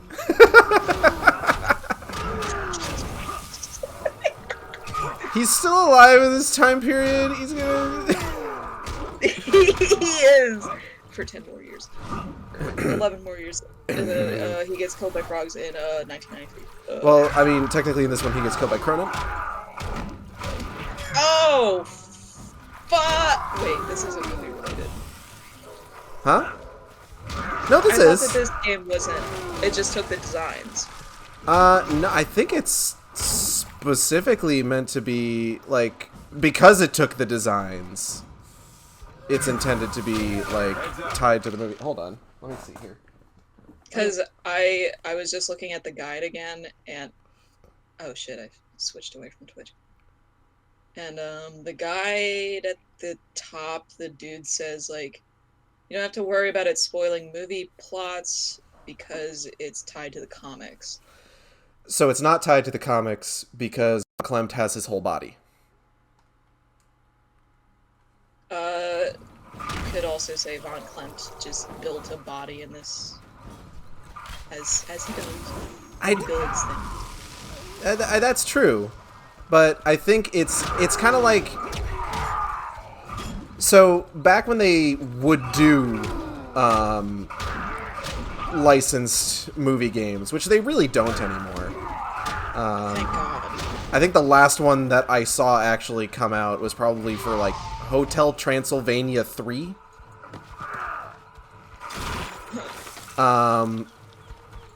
Which Hotel Transylvania movies pretty alright for what they are. They got good visuals. I mean, it's fucking Craig McCracken. We love him. It looks like a Craig McCracken cartoon rendered in CG. I mean, isn't that like? I like that. Doesn't that just pinch your cheeks? Absolutely. But like one thing that licensed film games loved to do back in the day. Also, feeling a bit sick, so I'll lie down for a bit. Have fun. All right. Hope you feel better, Chimera. See you. One thing that they love to do is they love to position themselves as being like within the canon of the films. You know, like you think about like X-Men: The Official Game, right? Mm-hmm. Which was supposed to be the canon events that happened between X2 and X-Men: The Last Stand.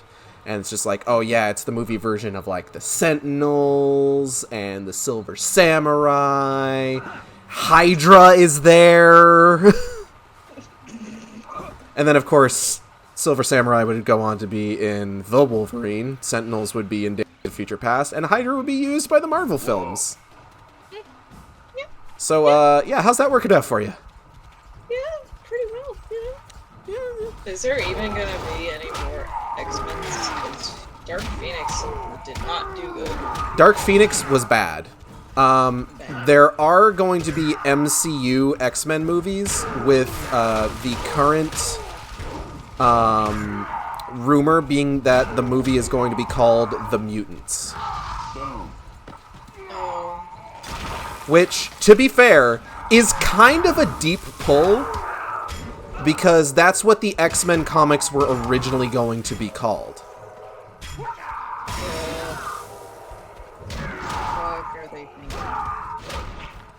Because, like, the X-Men comics were originally going to be called The Mutants, and then the editor-in-chief in Marvel, or whoever, went to Stan Lee and just like, hey, Stan Lee, nobody's going to know what the fuck a mutant is. And Stan Lee was like, okay, we'll call them the X-Men. And the editor was just like, oh, great. And Stan Lee quietly was just like, who the fuck is going to know what an X-Man is?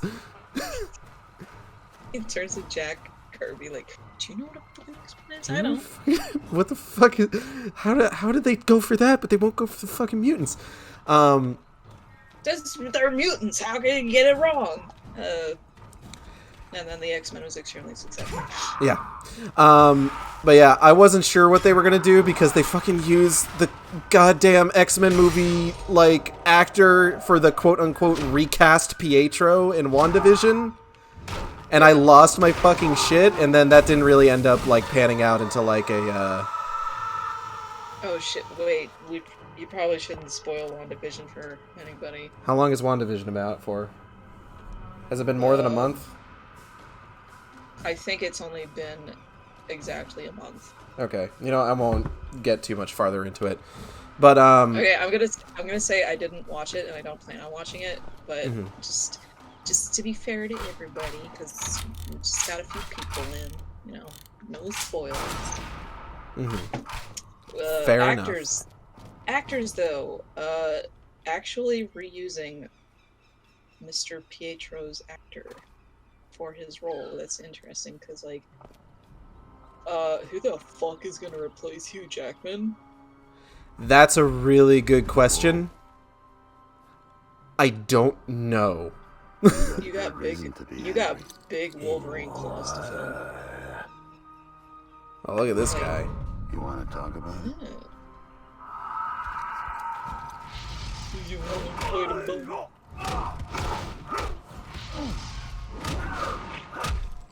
Hey, look at Hellboy friends the evil. We got blue onions. Wow, I fucking kind of tore that guy apart, huh? He got a cutscene and everything. You just killed him. Yeah, he's kind of a bitch. He kind of went down like a fucking But yeah, I have no idea who they would possibly get to replace Hugh Jackman. Do you think they would go for something more like... Oh, that was a little weird looking. Something... Oh, wait, I know what they're gonna do. Do you think that they're gonna... Do you think they're gonna do something a little bit more... What? I know what they're doing. What are they gonna do? They're gonna CG Hugh Jackman's face over a body. God, I sure hope not. I'm fucking joking. They gotta get somebody in. They can get in a 10-year long contract. Gotta be a merit badge in that. I wonder if they're gonna go for something like more comics accurate, where he's 5'2" and just big. Oh my god, I would love that. Short King Wolverine. Short King.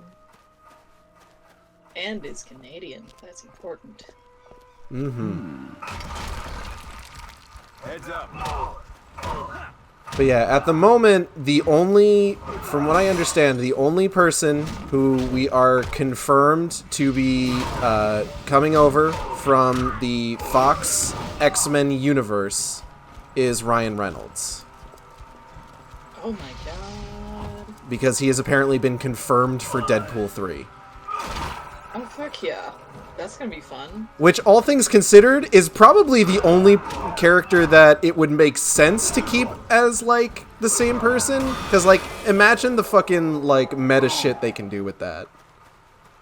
Oh yeah. I do hope they bring over Domino. I really liked Domino in Deadpool 2. Me too. I liked everything about Deadpool 2. I thought it was a lot of fun. I thought the first one was a lot of fun too. I liked the second one better than the first one personally. Fuck, I'm just so sick of like Marvel movies and DC movies that are just like stoic and not fun.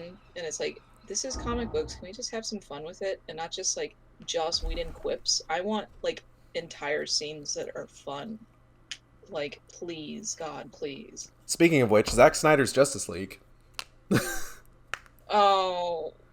I watched through that almost all the way twice. I watched through it all the way once, and then I started watching the black and white version because, fuck it, I had nothing better to do. And I haven't finished it yet. I don't know why that they decided it needed a black and white version. I think I talked about this on a previous stream. But, like, when you do a black and white version for a movie, you have to have a reason for it. Like, okay, Fury Road was originally shot for black and white. Yeah. So, like, when you see that movie in black and white, the visuals are, like, 10 times more striking. And it's incredible to see. Movies like The Mist or Logan are kind of styled after, like, older examples of their genre, where The Mist being, like, more like an old school, like, horror movie, or Logan being, like, a Western. So when you see those in black and white, it makes sense thematically. Mm-hmm. Justice League has no reason to be in black and white. Just it's so... It's weird that it's in black and white. It's still weird that it's in 4:3 aspect ratio. That never stopped being weird in the 7 hours of that movie that I have watched at this point. Oh, dear God. I didn't even finish the original.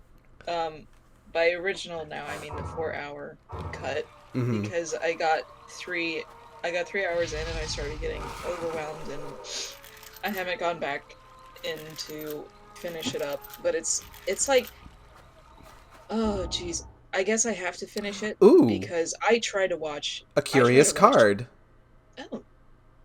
Oh. A familiar logo from the BPRD files. Seems like these things got their just desserts.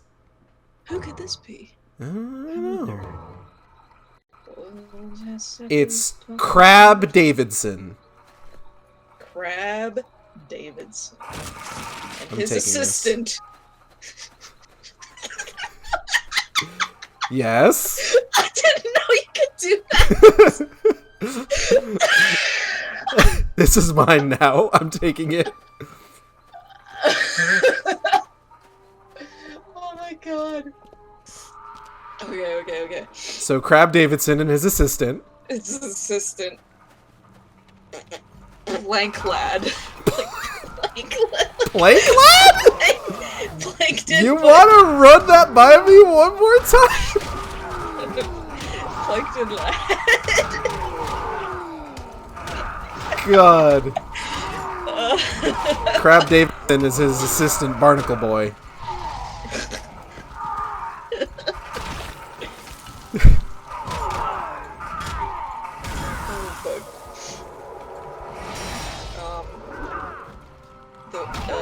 What was I saying? Justice League, what was it, 2016? Yeah. I guess.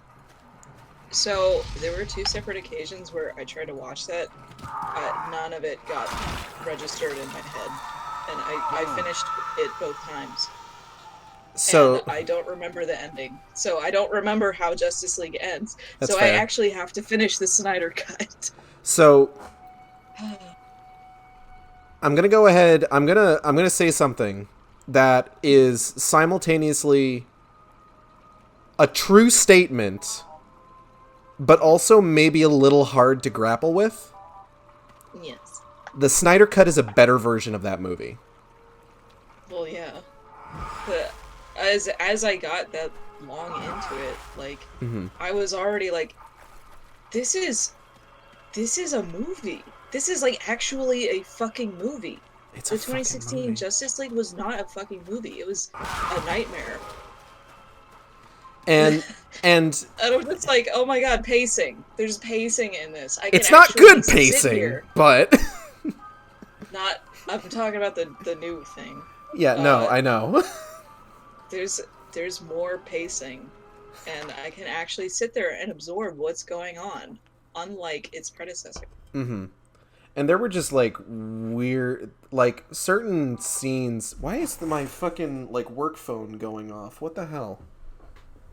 Just to tell them it's really important that you're playing Hellboy: The Science of Evil for the Xbox 360. It was also released on the PlayStation 3 and PSP. I will let them know that. But one thing that I saw a film critic that I follow online mention, all of the, like, uncomfortably sexist moments in the theatrical version were specifically Whedon decisions. Because none of them are in the Snyder cuts. Oh my god, what a surprise. It's not surprising, but it's also weird to fathom that it's just like... How is Zack Snyder a less misogynistic, like... Gage. Yeah. Gage, I think Joss Whedon might be sexist. It's, you know what? It's just a hunch. It's just a hunch. You know, I was I have thinking a about feeling. it.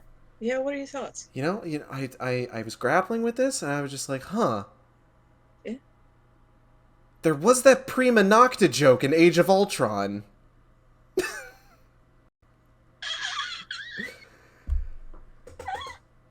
So you might be right.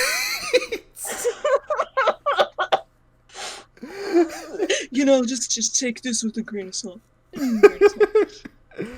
But yeah, no, like, things like, fucking Superman's mom, tripping up in her words and saying that Clark told her that, Lois was the thirstiest woman he ever met. Flash doing the anime accidental boob grope on Wonder Woman, all that shit. I was just like, oh yeah, none of that was in the Snyder cut, was it? So, like, the thing... Did they cut out just... Well, it was... I mean, it's the man's cut of the movie, so they had to remove, like, Mr. Whedon's scenes. Well, because here's the thing that I was thinking about. It's just, like, even if, like, let's hypothesize. Let's speak hypothetically for a second. Hypothetically, let's say that all of those scenes that I just referred to, right, were originally shot for in Zack Snyder's round of shooting and were not reshoots, right? Let's say hypothetically that was true, right? Okay. Even if it wasn't a Whedon reshoot, they were still a we shoot. a we shoot. There was still the decision from Joss Whedon or someone on his team working under his supervision or whatever to put those in his version of the movie. And Zack Snyder or someone under his supervision who he approved this from is the one that would have had to look at those scenes just like, no, you know what, this doesn't need to be in here. Let's just leave that out. Like, I'm almost certain that they were probably part of the reshoots. Another thing that I noticed is that I think, what's the fucking line that Lois says to Superman when they first land back in Smallville and he's still shirtless? I think she says in the Whedon cut, "You smell good." Oh, honey, I could not tell you. I can't remember anything about what they say. That's fair. I'm just trying to absorb it as like a new experience. Yeah, that's a little bit difficult. That's fair. I don't know. It's just it's a weird thing to grapple with. Maybe I saw somebody talking about this. She says, like, you smell bad or good or something. She says, "You smell good," and his response is, "Did I not before?" Which is just like, oh, haha, funny joke. But in is that a joke? It's an Is attempted one. that it? Yes. But in the Snyder Cut, the line is "you spoke" because he says like his first actual spoken line in the movie at that point in the Snyder Cut, and his response is still "did I not before," which like is kind of a nice little just like, oh, he just came back to life. He's got a little bit of amnesia sort of thing. Yes. So like that's kind of nice. I don't know. I'm still thinking about that movie. I'll fucking take it. It doesn't have to be a joke. Remember how Martian Manhunter comes out of fucking nowhere? I think I was looking away at the screen at the time because I didn't notice that until it was pointed out to me by some YouTubers. Oh shit, I have fire bullets. Whose channel might be red themed. Red themed, you say? Yes, red themed. I didn't realize I have fire bullets. I don't have to take those staves from those dudes yeah. anymore. You got fucking fire bullets? Do you still have the... This is a flashback stage. Do you still have the ammo from... I have the salt bullets. I don't have the white lily bullets. The fire bullets actually take the place of the white lily bullets. I see. Which is fine. If this is just like a one-off, actually now that I think about it, what if this whole game is similar to how Hellboy stories are just kind of this place in time, this place in time, this place in time? Because, oh wait. I think there's a general overarching story in this. Oh, yeah. It looks like we flash back to the present after this area. Yeah, I assume that this is probably, like, narratively important that we're here. Yeah, we're out of the tutorial stage, so we're now in a pretty cool stage that just is like, combat. This stage definitely looks better than the tutorial stage did. Oh, absolutely. I am really close to dying, though. Like, this is bad. How do you heal in this game? It's automatic healing. Once you're out of combat, it just fills back up, I think. Oh, shit! Okay.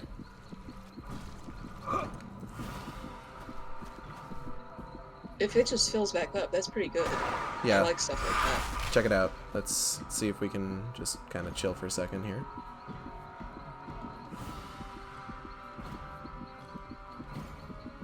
Oh, yep, there it goes. Holy crap, okay. Yeah, I like that in video games because, my personal favorite, Shadow of the Colossus, you just heal by walking around or by crouching, and, I like that. I like that a lot better than having to pick up items to heal with. Or maybe sometimes you just munch a crunch a lizard tail. I don't know if that actually heals you. I don't really remember. It's been a hot minute. Okay, let me just explain really quick. Go for it. I'm like super obsessed with Shadow of the Colossus. I know a lot about it. Blah, blah, blah. Okay. Oh my god. Oh my god. So when you eat regular lizard tails, it restores health, and when you eat the silver ones, it increases your stamina meter. Hmm. You have to go all over the map and hunt down a certain number to increase your stamina meter. Mm-hmm. Yep, I remember. I actually played that on stream some time ago. Oh, hell yeah. I got art of an acid shark colossi. Wait. We got water physics. A little bit. We got some decent water physics. That water looks pretty good. You know, that guy from Miiverse would look at this water and be like, hey, that's pretty good water. Hey, that's pretty good water. Oh. I love a good water. So what I kind of learned, I learned some lore recently. surrounding an enigmatic figure in the online art world. Oh no.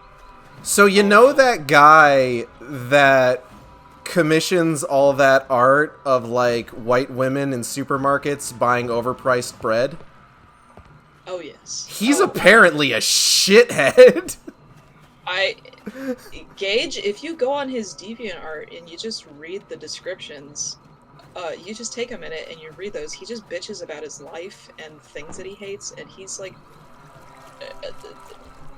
Now, I'm sorry, I'm somebody who came from a history of DeviantArt, so I'm used to just scrolling down and reading comments and stuff. Of course. And I was like, is nobody reading these? Because this guy's fucked up. Hey, this guy's fucked. Oh, these things are gonna come to life, I bet you. What do you? What's the over under on these statues coming to life? I vote that they do. Because I love that. Oh shit! Good. Fuck yeah! Okay, I'm just gonna. No. Oh, I apologize if you hear any keyboard typing. It's okay. But yeah, like, I didn't know about a lot of this stuff, and I saw a Tumblr post about it today. Oh boy. And it just goes into, like, all of the deep lore surrounding this guy. And it's horrifying. Oh yes. Oh yes. And like I'm not really super surprised or anything.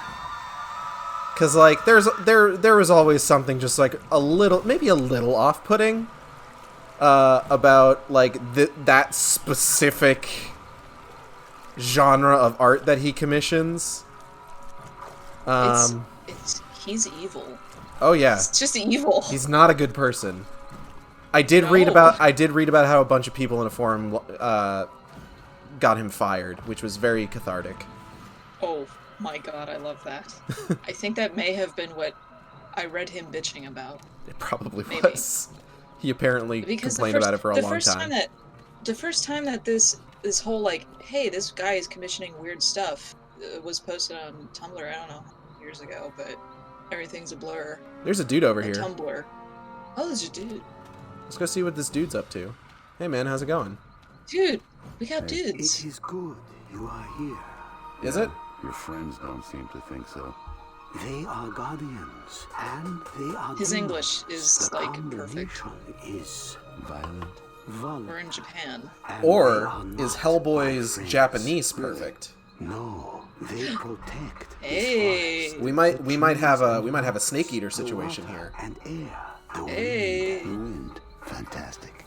You are not the only intruder. This is Not just the some reason for their teeny anger. tiny little Hellboy Another lore, has come, but if you get falsely clad, like the others book, before him. He Hellboy the comes Companion, for the it's a wind. little fact book Falsely clad, huh? with Perhaps extra because of backstory this, and stuff they about everybody cannot up see until him. His beast about they can the see, year but 2007, it is 2008, I think is when it came powerful, out. and they are confused And by its it talks a little destruction. bit about You how have seen some of the Hellboy is like results of its super search. educated in a lot of Left languages and unsolved. stuff. You must stop them. Ring the bell Well, to he beg could be- passage from he the could be an forest. expert It in can be Japanese, you know? fickle, Yeah, could be. but the wind needs your protection. So the The forest movies never will really stand. like dove into that too much, but it always seemed like there was sort of like he had like a bit of like a hidden depth thing going on, because like he was always pulling out like charms and stuff to use, and he always like knew exactly what they were used for and stuff like that. Hellboy, they Like the one that he Yeah, used in the which- first movie to raise the dude to give them directions, Yeah. or like just before Johann McFarlane uses his teleplasty for the first time. Yeah. Yeah. I don't think I'll ever get over that. The fact I'm still in shock that Seth fucking MacFarlane is attached to a Hellboy movie. That is so cognitively dissonant to me. I'm taking this.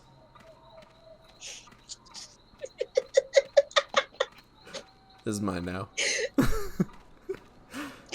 I need this. I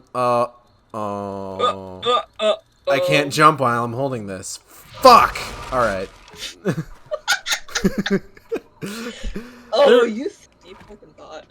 There was something I was going to talk about. Oh yeah, I remember. So, do you remember the story about you've seen Book of Life, right? Yeah. So, you know how weird it is when he starts singing Creep by Radiohead? Yes. So you remember this? I'm assuming you've heard the story about how like Guillermo del Toro was like, listen, I tried to get Creep by Radiohead from Radiohead, who wrote Creep, and like you're not going to be able to do it. I know that you want this in the movie, but it's not going to happen. And then he goes to Radiohead, who wrote Creep, and he's like, hey, can I use Creep by Radiohead? And Radiohead, who wrote Creep, are like, oh hell yeah, this is the perfect use for Creep by Radiohead.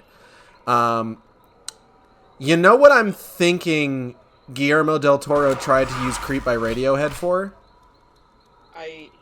Yes. The sad Hellboy montage from Golden Army. That's Can we the... talk about That's Can the... we talk about the soundtrack of that movie? What specifically? This is a Breaking Benjamin song. Fucking Breaking Benjamin. Is that the song that plays in that scene? No, it's Beautiful Freak by some band I've never heard of. Oh, okay. Where was there a Breaking Benjamin song? Hold on. I'll pull up the soundtrack list. Okay. Hold your horses. Isn't Breaking Benjamin the band that also had a song in Halo 2? I'm gonna third time tell you. I've never played Halo. Banned from stream. Go Monkey! Oh shit! Craigoff! I remember the name. Craigoff. Monkey? Monkey not here no more. No, it's Craigoff number 10. Monkey. They were my Yeah, they apes. were in Halo 2, okay. They were beautiful. You destroyed them. Ah! Yeah. Wait, 2000. Do I have a dodge at all? Do you have a block? I haven't... Hold on. Am I not pressing all the buttons I could be pressing? I don't think I have a block. I'm gonna use these fucking salt bullets a little bit more. Zawarudo! Oh, it works on Oni as well. I think the only thing that it didn't work on was Bambinis. Oh wait, I do know this band. The song is Beautiful Freak by the Eels. Oh. Eels. Let's see. Oh, fuck, I'm gonna die. Oh, no, I'm gonna die! I'm gonna die! Please. Oh, no! Oh, jeez. Oh, jeez, Louise. Oh, goodness.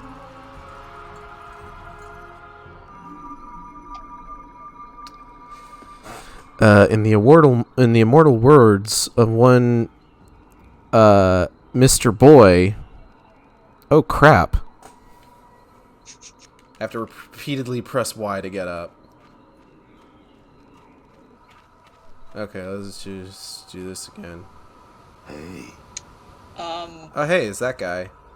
Hey, I don't want to alarm Monkey! you, but Danny Elfman is who did the film score for Hellboy 2. Oh, that I knew. I watched that recently and I saw his name in the credits and I'm just like, Danny Elfman? Good. Mr. Elfman? That's true. I did not identify him with this movie at all. For some reason, it's taking me a second to find the soundtrack, not the score. Right. Ow. I would like to pick something up to bludgeon these guys with, if that's cool. Video game. Please? No! I'm trying! Give him the chair! Give him the chair! That worked a little bit better. Ow. Why can't I find the soundtrack? Ow. I'm gonna grab this. I'm gonna grab this log. Hello, Sky Bosson. Welcome to the Shark Stream. Good to have you. I've waited years for someone to stream this game. Well, here I am. And here I am. And Whoa! we're doing it. Hello, thank you for the follow. Please enjoy this picture of my cat, Mitty, with her lasers activated. Bye, Adrian. Bye, Adrian. See ya. Thank you for coming. Thanks for coming by.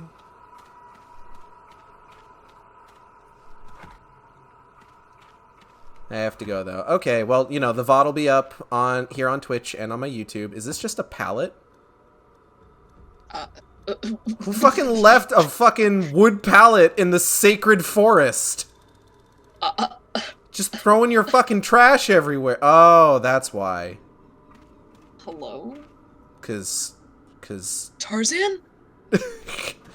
No. No. Probably not.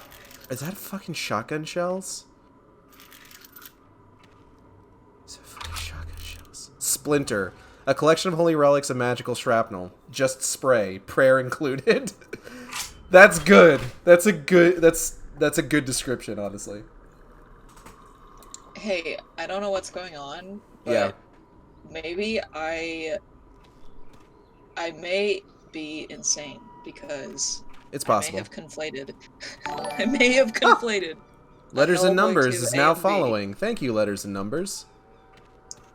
You may have conflated a Hellboy 2 AMV with the soundtrack for the movie? I think. If you can find that AMV, and if I find out that it is specifically the Breaking Benjamin song from Halo 2, I am gonna lose my mind. It will have come full circle. I'm trying. I know it was a fucking freaking pitch. I swear this? to God, I thought it was on the soundtrack. Cicada Stone. A reassuring and somewhat vengeful buzz emits from the carving, as if it's glad to help kick some butt. Completed a new energy bubble.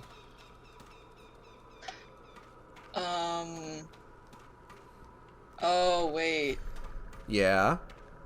I think it was on the first movie soundtrack, because I'm trying to look at the second movie soundtrack, which, as we know, famously has Mr. Barry Melrose, Can't Smile Without You on it. Well, hold on. it's Can't the- Smile Without You is on the second movie. Yeah, so... Okay, okay, you ready for this? You ready for this?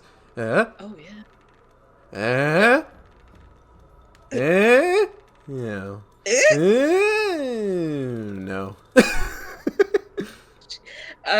The camera is very far away. I wish I could see what Hellboy's doing. Bong. Bang. Oh, it's one. Oh, fuck! Holy shit. That was rude. You just got bodied.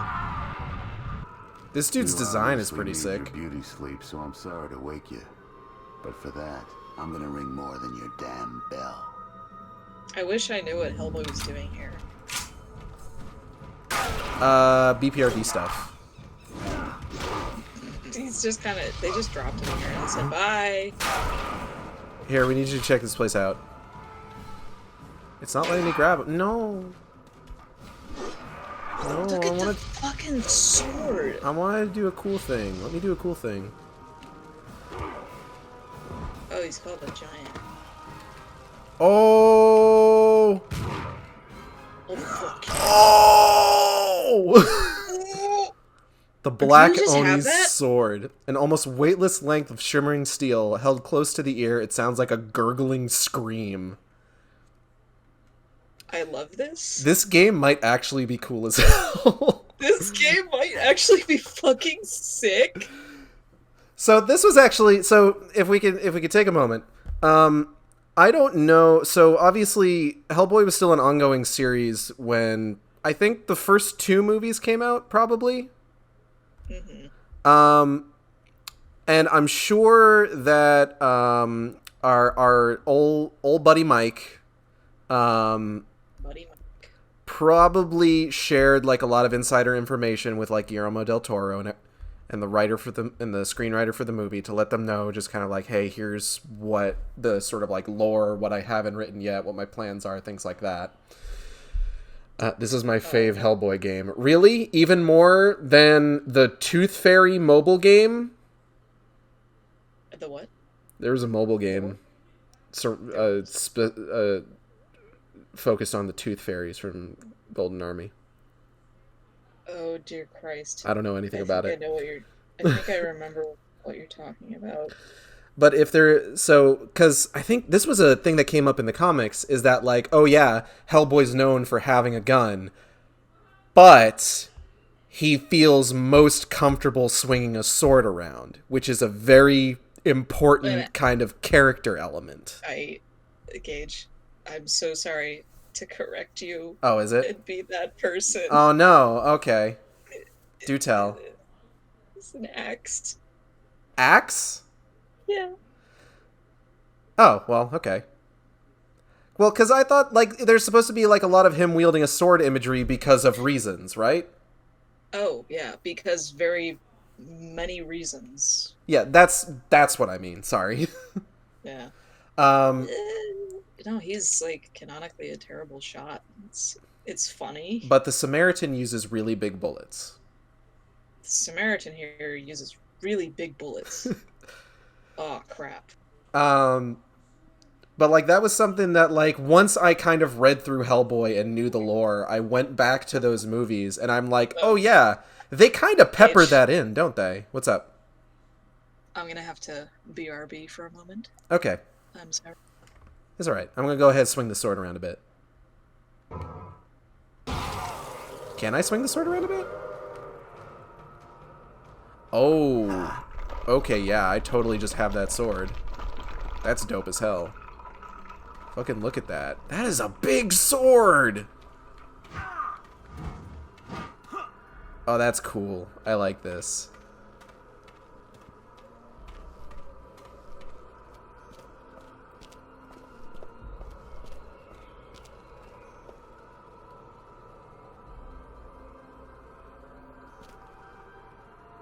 This would make, like, a good, like, desktop background.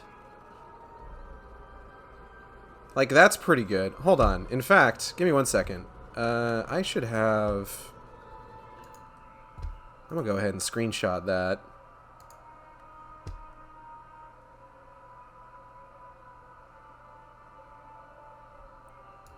There we go.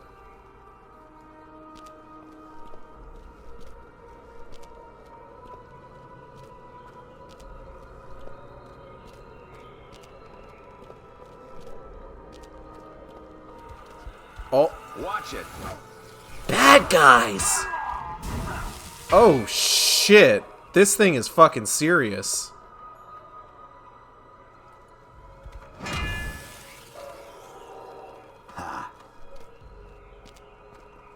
Okay, this is cool as hell, actually.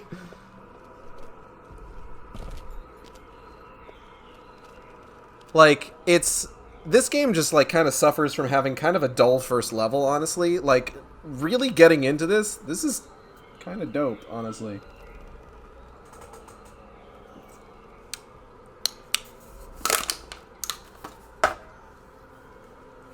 I gotta tell you, these Mountain Dew Rise energy cans, they crumple real good, but they don't really have a good crunch.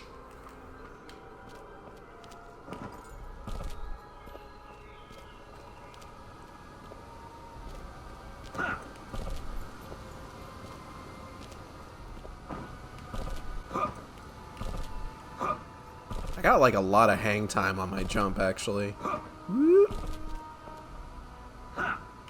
Can I go up here? Is there... I can't go up there. What's over here? Is there a reason why it can be in this particular corner? Who can say? Yep. Here's my fucking work phone going again. Ugly alert. Oh, shit. Oh, no. The sword broke. Oh, well. I can get another one in a second here.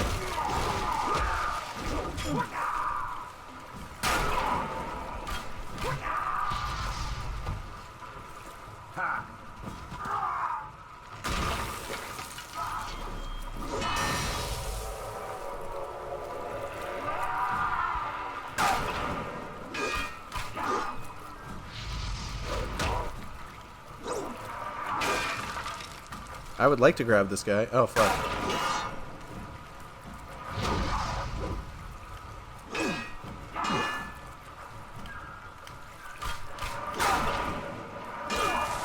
Ow.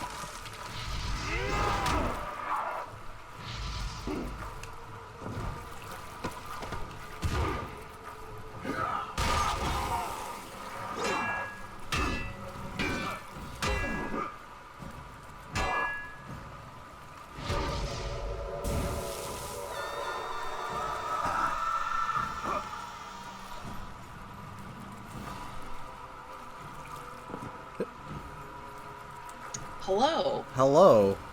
I've returned. Welcome back. I got to use another. The sword broke.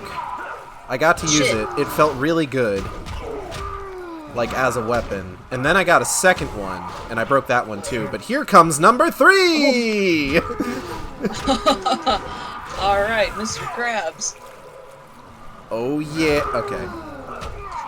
But yeah. What was I talking about? Oh yeah. So so like the big like foreshadowing sort of like imagery is like supposed to be Hellboy with sword, right? Oh yeah. And it was interesting to go back to the Del Toro movies with that knowledge and see how they kind of pepper that in a little bit. Oh yeah. Like, he uses, like, the big sword off the statue when he's fighting, like, the big Cthulhu Min at the end of the first movie. Yes. And then you've got him using the sword in the battle with Prince Nuada. Oh yeah. The fucking sword from the Golden Army soldier. Also, hi Kaylin. Oh, hi. My friend Kaylin's here. Welcome to the Shark Stream. It's good to have you. Yeah. So we, between the first part of the stream where we had the technical difficulties and now, we've been streaming for about 2.5 hours. I don't have any real commitment otherwise tonight, because normally, like if no one's in the apartments had dinner yet, I would have to stop around now. But I'm kind of glad I don't have a commitment, because I kind of want to keep playing this. I'm kind of enjoying myself. Me too. This is kind of sick. Like this stream was like my plans for tonight. Like I mentioned to you earlier off camera. Oh shit. I was very sick Cycle back earlier. Oh, yeah. I was very sick earlier, and I was gonna be very sad if I had to miss this. Mm-hmm. But I'm all better. It's all good. I'm just snacking in between. Trying not to open the plastic wrapper near the microphone. Open the plastic wrapper near the microphone. It will be good asthma content. No, it's very fucking loud because I have a Logitech webcam as my mic. Listen, Molly. It's very bad. Molly, Yes. I'm gonna tell you a secret. Okay.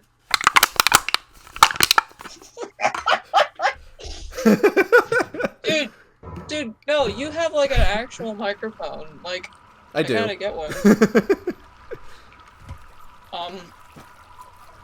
I've seen in person my friend try to use a Blue Yeti microphone, little snowball thing, and it was like literally not functioning. So I'm just like, okay, well, that's the most common one that I've seen, so I think I have to look elsewhere.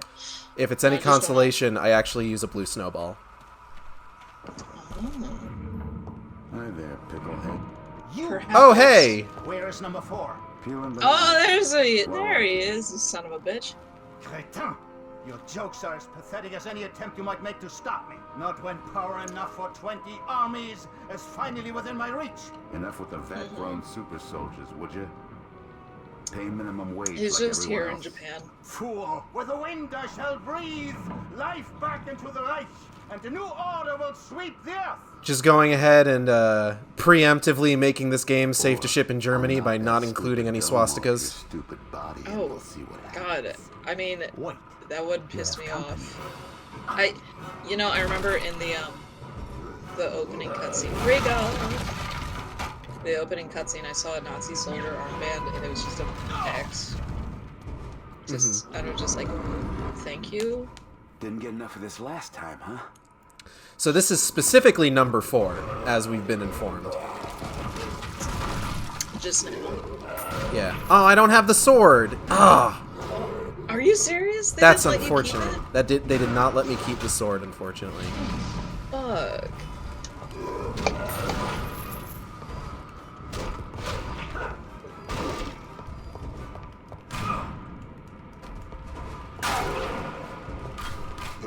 Oh. Ouch. Oh god. That wasn't very nice. I'm gonna go ahead. Give me salt, please.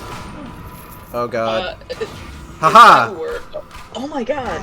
Salt works on monkey! Salt bullets work on a non-mythical creature? I don't know. Is that a wrench? Oh shit, what? Debris? Robot monkey, pretty mythical. There's something to be said about the enemies not having life bars. Oh god. Oh god. Uh-oh. Okay, okay, okay. Ah, fuck! That's not fair.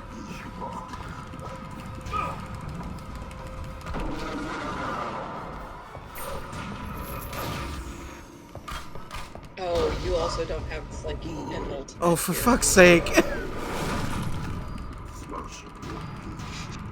Jesus Christ. This is getting a little embarrassing. Wait, is that, like, a revive? It reloads my, last bit of health, it seems like.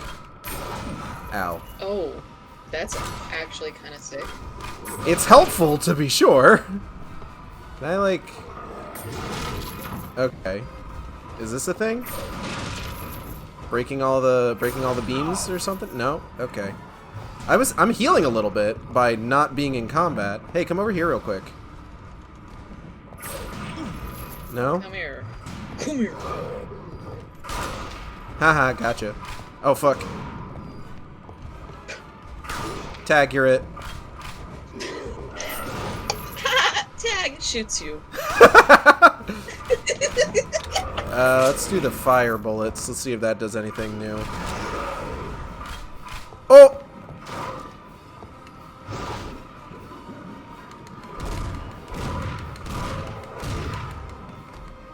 Oh! This is kind of cool, actually. I'm really liking this. Oh my god. Oh. Excuse me? The game is being a little fucky-wucky. Can somebody click that? A little fucko-boingo.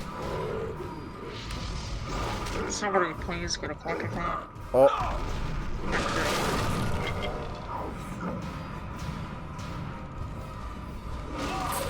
Oh. Oh. Please, no monkey. I'm just a little guy. I got glasses. It's my birthday. I'm a little birthday boy. Oh. Oh. So did the little boy from hell. You could say I'm some kind of Hellboy.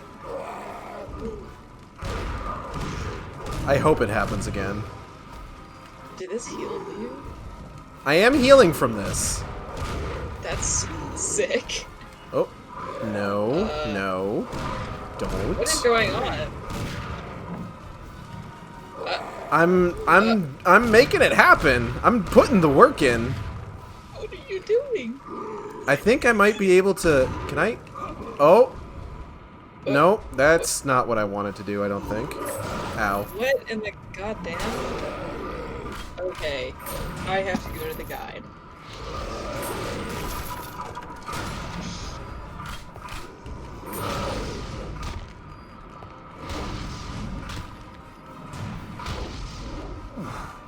Oof.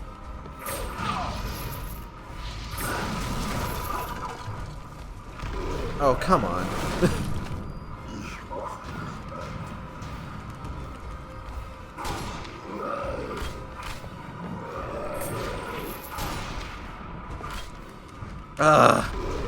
Keeps grappling me anytime I get close. That's kind of annoying. Oh, you have to smash the pillar.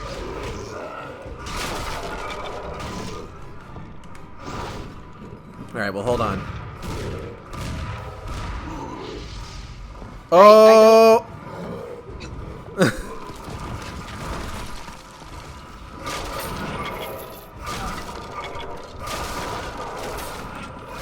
I don't know specifically what pillars it wants me to smash, unfortunately. There are 3 floors, and smashing the pillars on each floor causes you to fall to the next floor. Okay. Once you're on the ground floor. Once you're on the ground floor, attack every pillar. Alright, well, I suppose I will do that. As much as I like blind playthroughs, I don't want to leave us stuck in one zone. Understandable, and I do appreciate it. I'm trying to fucking... I want to see more of this game. Oh! How many fucking pillars are in this area? Ow.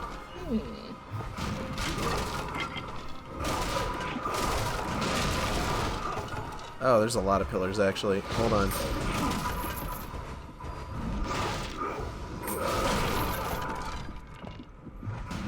Alright, so thankfully we'll have access to that clip a little bit later. Oh, Jesus, please.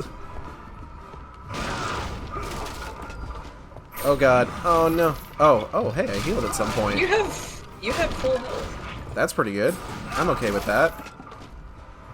I'm gonna just... Please, just keep getting hit. Just keep getting hit. Everybody knows that Hellboy heals by running away from his problems.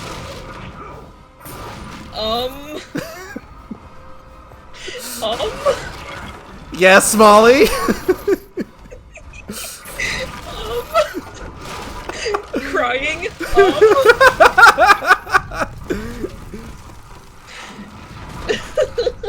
Oh, hey. There's that guy. Oh, he was just doing push-ups. What the hell? Okay. Oh. Okay, bye. I bent down Holy to pick shit. something up as the gorilla threw something at me. That's comical. I love that. Jesus Christ. Good fucking bye, Von I Klemt. could get used to that. I'm sure he's gonna be back. Oh, hey. Hey, there's still a gorilla. There's still a gorilla. No, it's okay. The house fell on him. Oh, goodbye, Krieghoff number 4. We did it. With Von Klemt and his Krieghoff disputed? Dispatched. No, I'm disputing Von Klemt and his Krieghoff. I don't think they're real. The Oni return to their slumber, ready to protect the forest from future intruders. Away. After waking from his fall at the bottom of the ridge, Hellboy follows a ragged path toward the eerily bricked-up village. I do love a good spooky village. Okay, we're back to 2007. Back to Romania. In the This is a pretty good spooky village already. Oh, look at that spooky green in the church. I hope I get to fight more bambinis. There he is. I kind of Gage. Honey. Like this. I'm home.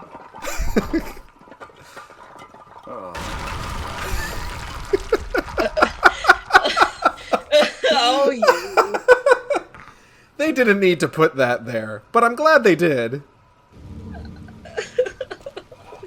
Okay, we're back to trying to find the Vivitch.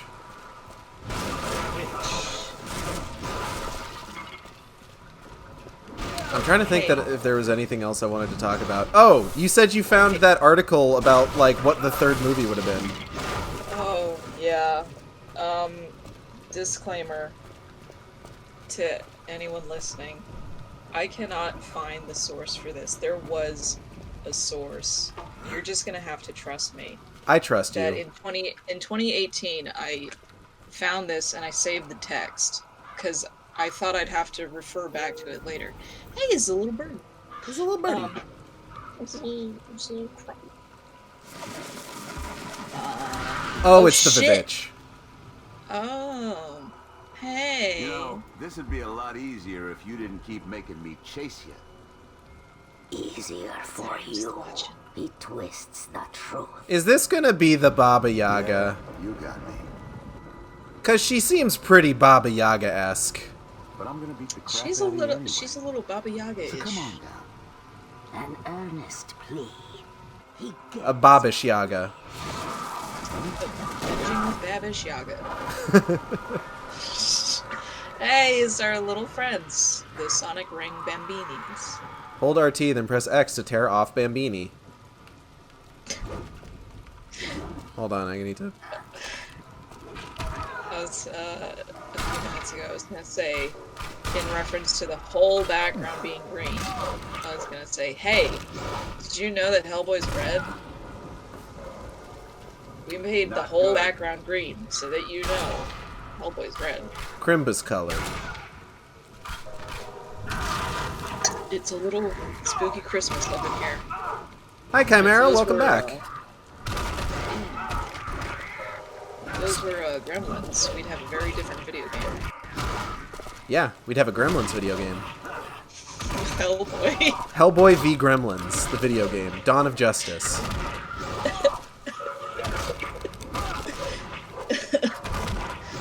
I would pay to see that, honestly.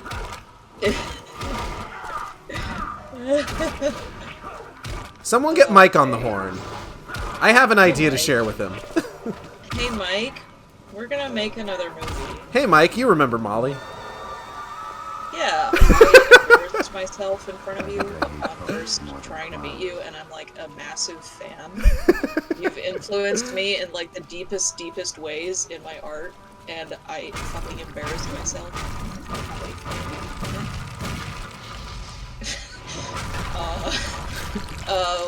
What was it? Okay, so Hellboy 3. Mm-hmm. This article that I saved the text from. And an image. I saved an image from a Hellboy 2 art book because it was part of the article. I can't find the original article. It's not around. I copy-pasted the text and everything, the date.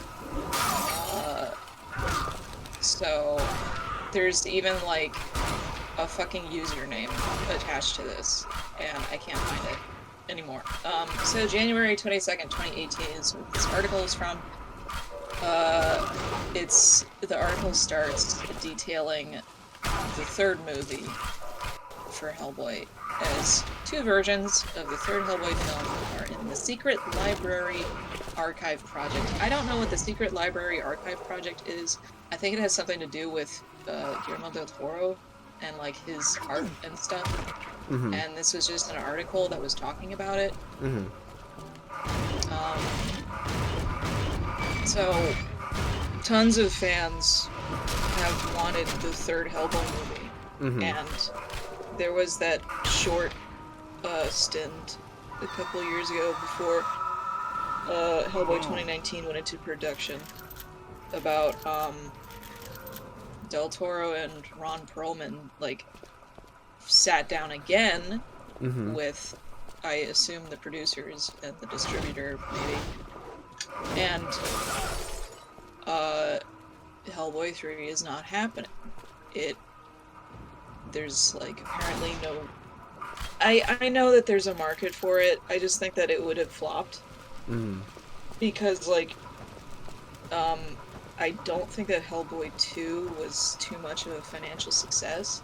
Like it's a popular movie. People like it, but I'm gonna look that up actually because I'm actually curious. But continue. Sorry.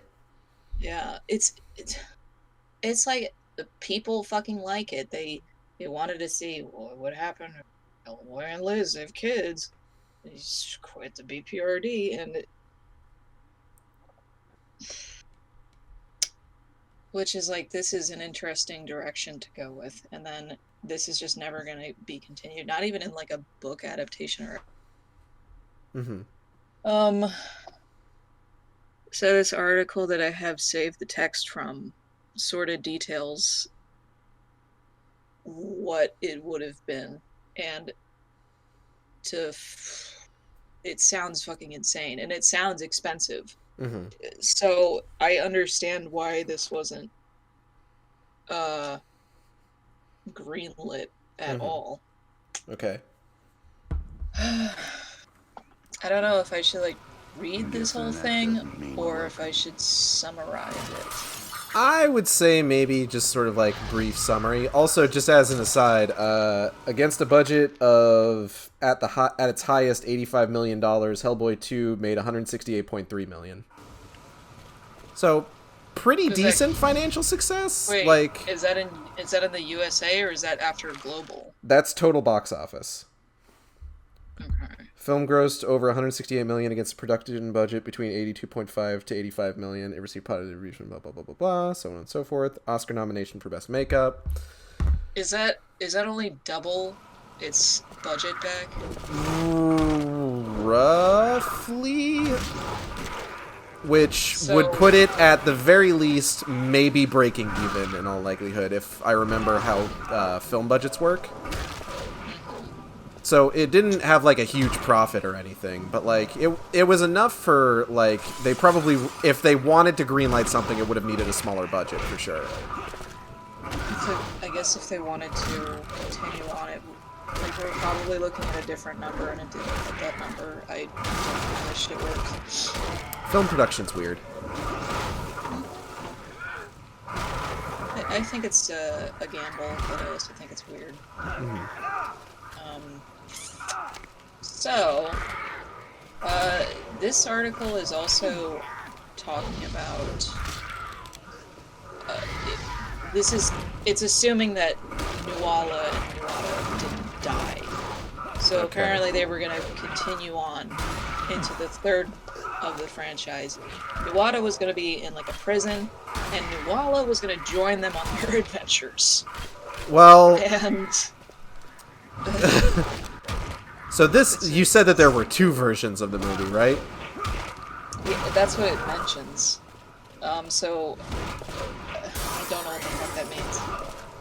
So it sounds like they were planning for two different versions, and this was if they had decided that no, Nuala and Nuada aren't going to die at the end of Hellboy 2, because Nuala and Nuada are definitely dead.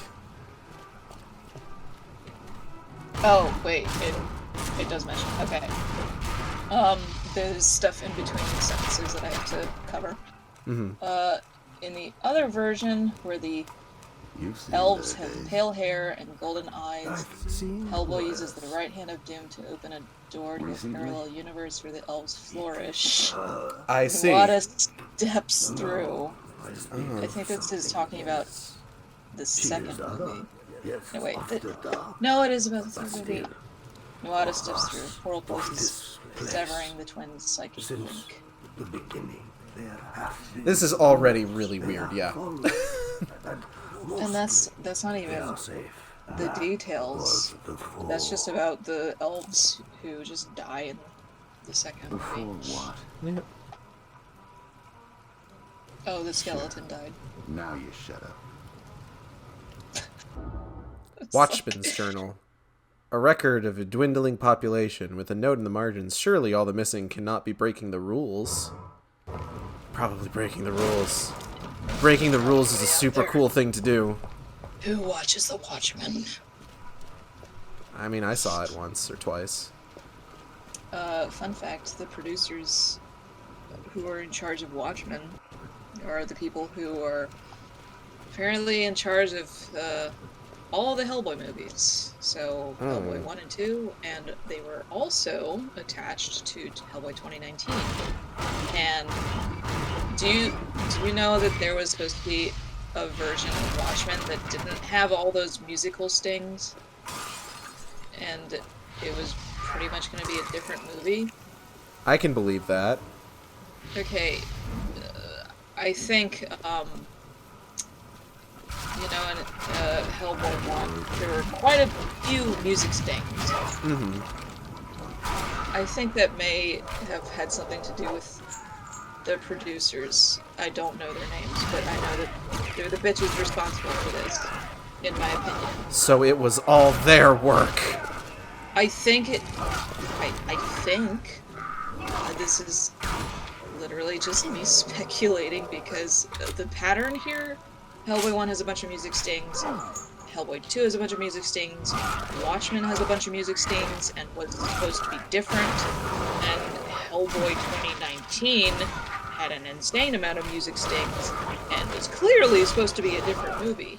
The music stings in 2019 were like overbearing in a lot of cases.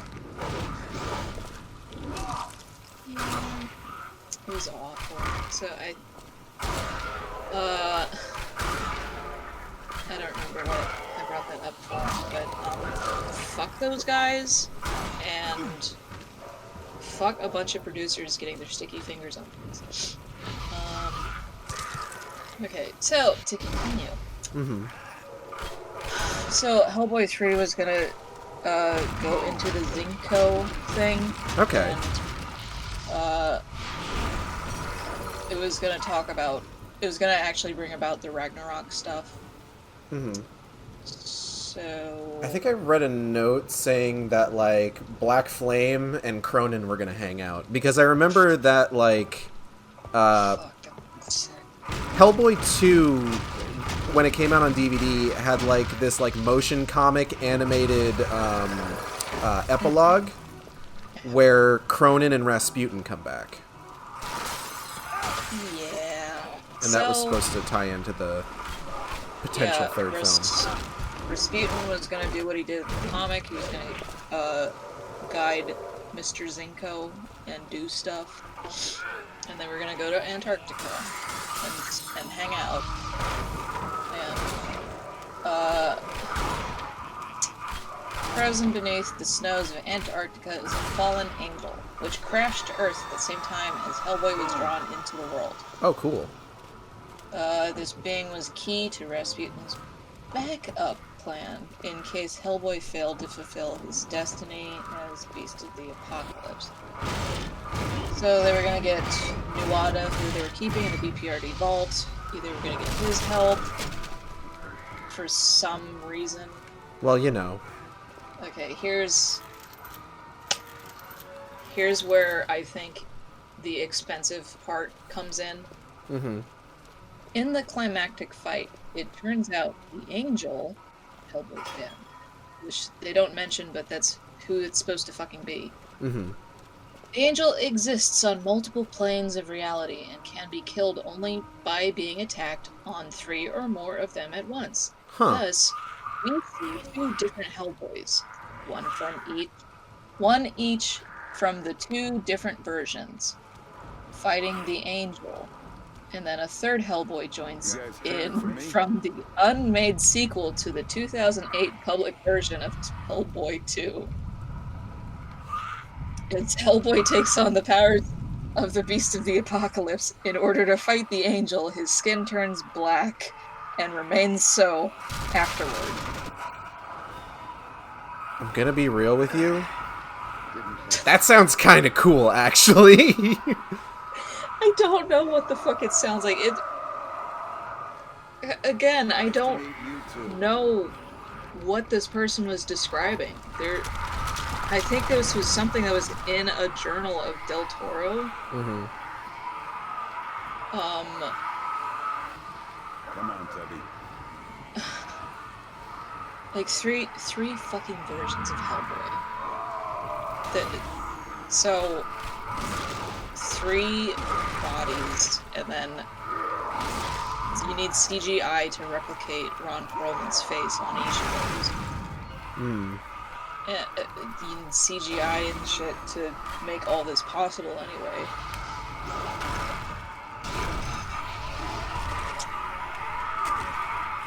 There's a lot of noise happening right now. You seem to be fighting a Sonic Rings mummy. The Mega Bambini. Mega Beanie. Mega Beanie. Give him a second. There he goes. Well, Yes, Hellboy. Boom. you know, I didn't notice until like a much later watch through of Hellboy 1 that they had Ron like saying the boom stuff when he was attacking stuff. I couldn't fucking hear it at first. I'll need to rewatch that. Not that I need an excuse, but I'll have to rewatch it specifically for that. Yeah, that's exactly what like he does. He do be saying boom. What do I think of the game so far? I'm actually really enjoying it. A lot more than I expected I would. It's actually kind of cool. Yeah, me too. Like, look at this fucking environment. This is... Like, the Bambinis are weird. Like, I'm gonna go ahead and say it. The Bambinis, kind of weird little dudes. But, like, you know, the combat's not terrible. It's pretty... Like, I could see this combat being pretty repetitive overall, but, like, you know, when you get to, like, sections where, like, the enemies have a lot more weapons that you can pull out, like, I can definitely see that with, like, helping to sort of vary up the combat. But, like, overall, it's kind of fun. Well, Chimera, you admittedly kind of checked out, I think, for most of the Japan arc, where we were fighting Oni and also a gorilla at one point. And also, a gorilla was there. A gorilla was there. So there was a bit of enemy variety. Also, one of the Oni had a sword. He had a fucking Sephiroth sword. And I took the sword and I hit other Oni with it. I'm taking... Oh, I'm not taking that. So, part of the reason I wanted to ask about that, as recently as late 2020, Ron Perlman has been talking about the possibility of coming back to do Hellboy 3. There's no way. Like, there isn't, but he's been talking about it. And, like, I get it. It's clearly a role that he enjoyed, and it's a role a lot of other people enjoyed. But I literally can't. I can't hear him as anybody else. I can't picture anybody else's voice on Hellboy. Ron Perlman is perfect. Ron Perlman is so perfect that anytime that, like, they've done versions of Hellboy that are voiced, it's either A, been Ron Perlman, or B, emulated him, as I think is the case in Injustice. Yeah, I don't know who the voice actor was in Injustice. Like, David Harbour was good. I liked David Harbour in the role, and that seems to be, like, the one thing that a lot of critics agreed on, is David Harbour was great. He was perfect. He was literally perfect. He was so good. They fucked it up pretty bad. I keep going back to that movie, and the one thing that always sticks out to me is how bad the ADR is. The ADR is awful. Yes. I'm taking this.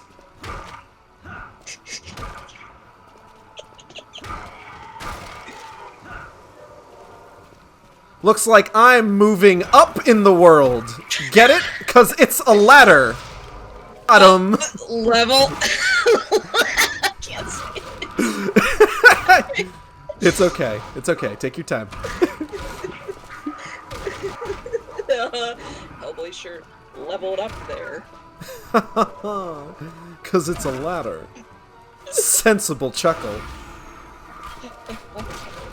I didn't watch the newer Hellboy movie. It's one of those that I dismissed on the trailer. The trailers weren't great, admittedly. Hey, I want to tell you, if you plan on watching Hellboy 2019, you need to go into it, like, wanting to have fun. Because I knew this movie was going to be bad, but I wanted to have fun. And I did. And I saw it in theaters, like, 5 times.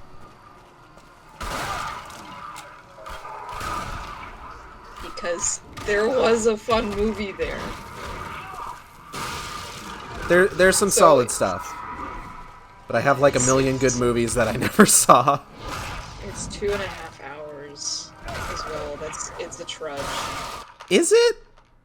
Yes. It's 2.5 fucking hours. I don't think I ever noticed its length. Hold on. Just a minute here. Now, yeah. Oh, fuck, I'm not signed into Voodoo on my phone. Hold on. I gotta fucking... Here we go. Same movie, and I bet I never saw it. A good one. Taxi Driver? I haven't seen Taxi Driver. I only saw it recently. There's a shocking number of, like, quote-unquote classic movies that I haven't actually seen. I just write them down for later. I also have a bunch of movies that I have like digital copies for that I haven't watched yet. I haven't seen The Shining, and thus I have not seen Doctor Sleep. You're gonna like The Shining. I've heard The Shining is good. Wait, is that the one with I forgot the actor's name? Are we talking about Taxi Driver or The Shining? I'm talking about Chimera's Message. Taxi Driver. Who's the actor? Driver. Taxi Driver has young Robert De Niro. And The Shining, of course, has Drill. Yes, and Drill in the Target bathroom. Okay, it's 2 hours. It's 121 minutes. I thought it was 2.5. So it feels like 2.5 is what we're getting at. That's how much of a trudge we're talking about here. Yeah. It's a trudge. It has fun parts. You can go into it and enjoy it. I'm so like sad that it turned out to be such a shit show because a good movie is contained within it, but it was edited poorly, and had somebody else edited it, gave it a longer length. And they bimbofied the were-jaguar. Yeah. They spent all this like effort getting comic accurate stuff happening because it covers a specific like book. Well, a specific few books. Yeah, it like brought in a couple stuff from the later book. I think that they were trying to adapt those 3 and 4 books that are like the final Hellboys in the comics. Yeah. And it could have happened, but whoever the fuck was trying to edit it was just like, I'm having the worst time of my life. I just want this to be over. They're telling me to do all this dumb shit. Gage, I just Googled were-jaguar. Yeah? Yeah. It's on Google. There it is. Yeah, fucking, I don't know if you're looking at the specific were-jaguar that we're referring to. One Mr. Ben Daimyo. Yeah. Oof, they turned Ben into furry bait. And, like, it's pretty decent furry bait, all things considered. Oh, yeah. Like, it's a good-looking jaguar, man. I think they did that because it just looks weird in the comics. So oh Jesus. Guess not. I won't make that mistake again. Heads up. We got some Cronins. We got some. And the line, didn't I kill you already? A clear reference to his battle with Samael, the Desolate One, son of Nergal, Lord of the Shadows, Hound of Resurrection. There's a few more of those that I don't remember, but I made sure to remember some of them.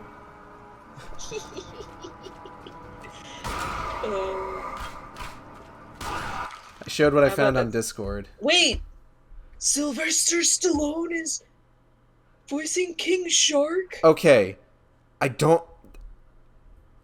Let's Gage, take it down a notch. I know don't think he's voicing King Shark, because I feel like I remember hearing about who was voicing King Shark. If it's like a modified voice, like Iron Giant Vin Diesel. I think so. What Chimera has found is what appears to be an acrylic pin that it looks like the movie version of the Ben Daimyo were-jaguar. I'm gonna send this to you.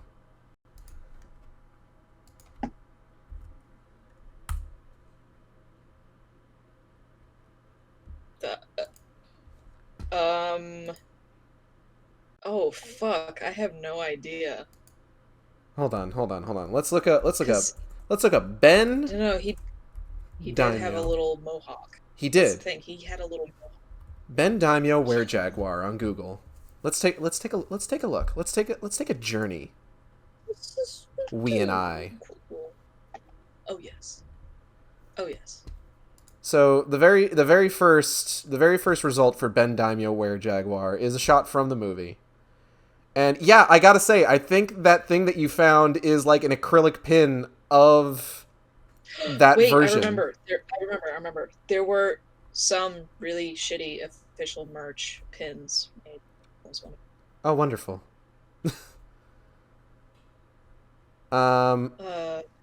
There was not a whole lot of merch for the movie, which is a good thing.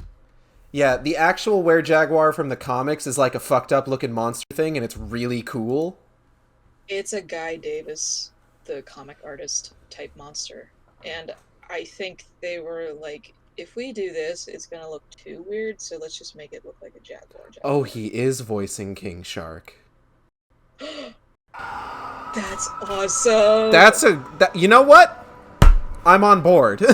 I was already on board for King Shark because I fucking love King Shark. The weird red thing. Yes, exactly. You've seen it. You know the weird red thing with no fucking ears. What the hell is this thing that I just picked up? A grenade bullet?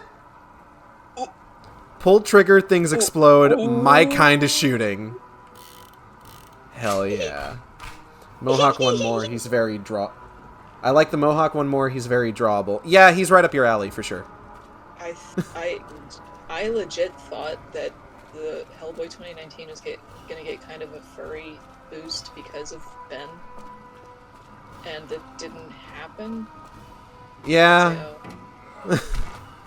Because Gage, that was a TF scene. That was a TF scene. You're correct. That was TF. That was TF and a half. We're not talking no Transformers over here. We're talking. Well, we kind of are. Transformation. Yeah. In a sense. It's a little bit more Beast Wars than Transformers. Ha cha cha cha cha cha. I'm gonna use this grenade bullet, see what happens. That's pretty good. Oh, that's fucking sick. Why am I not hitting these guys? There we go. Jesus, they just explode into paper? Well, they explode into paper and skeletons. Yeah, they're basically mini Cronins.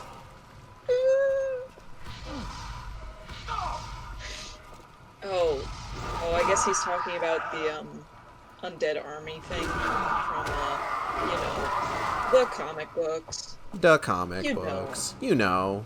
Yeah, you know. The comic books. Oh shit. Did not mean to do that. Whoops. Cronin, the Nazi Voldo. You're not wrong.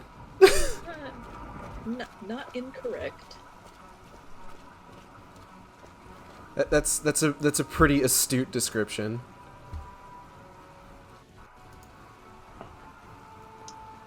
Okay, so I don't know. So Chimera has shared with me another image with regards to the Were-Jaguar. And I don't know, I haven't read, like I said, I haven't read too far in BPRD. This looks like fan art as opposed to like official art of him, because the official art is nuts. Maybe you can that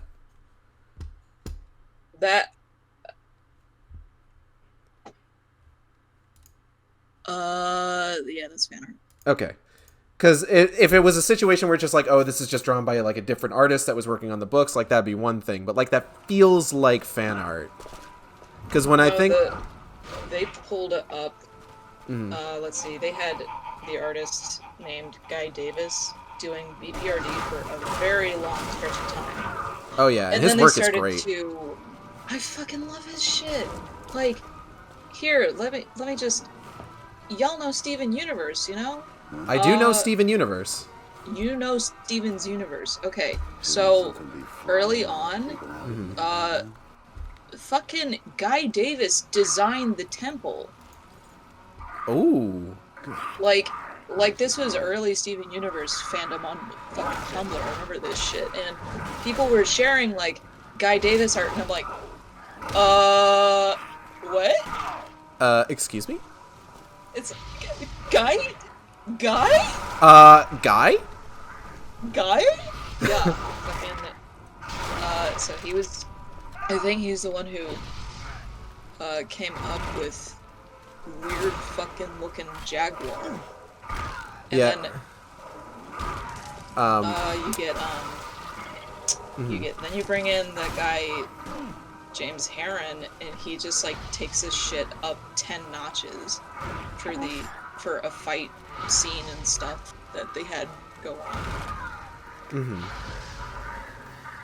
I don't know if I've reached that yet. The only Were-Jaguar content I've seen is just the absolute destruction of, like, literally everybody in the Colorado base. Yeah, you're a bit ways away from that arc. I think it's still Plague of Frogs that might be it. I spoiled myself on a few things, unfortunately. There's Plague of Frogs, and then it moved on to Hell on Earth. War on Frogs. Hell on Earth is after. Mm-hmm. I think the big ones. I don't know the BPRD arcs as well as I know Hellboy arcs, because there's far less Hellboy comics in BPRD. I think the big ones in BPRD is Plague of Frogs, and then War on Frogs, and then Hell on Earth. Mm-hmm. And then BPRD, The Devil You Know, is like what finishes everything. Yeah. Yeah, we're trying not to do super spoilers here if we can. I'm really bad at it, because sometimes I'll just say a thing, not thinking. I'm gonna fucking die. Death is coming for me. Yep. I'm gonna die to fucking Bambinis, is what's about to happen here. You just gotta run. I'm gonna see if I can punch my way out of it. Nope. Yeah. Woo!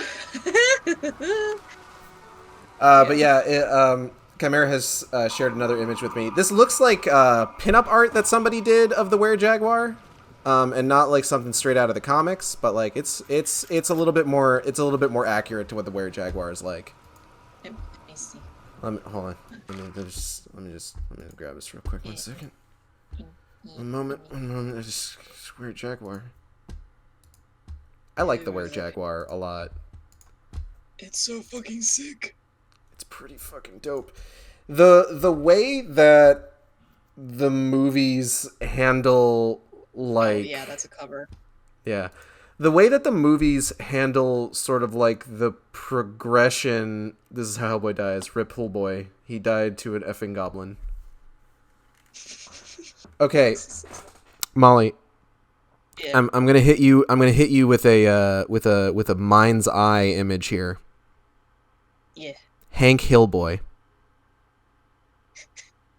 I think I've seen this. I think I've seen Bobby as Abe. I didn't even listen. That just came to me just now, so if that exists, I'm glad. I'm glad that somebody had the good sense to take my thought and make it into reality in the past. There it is. I've seen it. Good. Good. Them dangle frogs ain't right.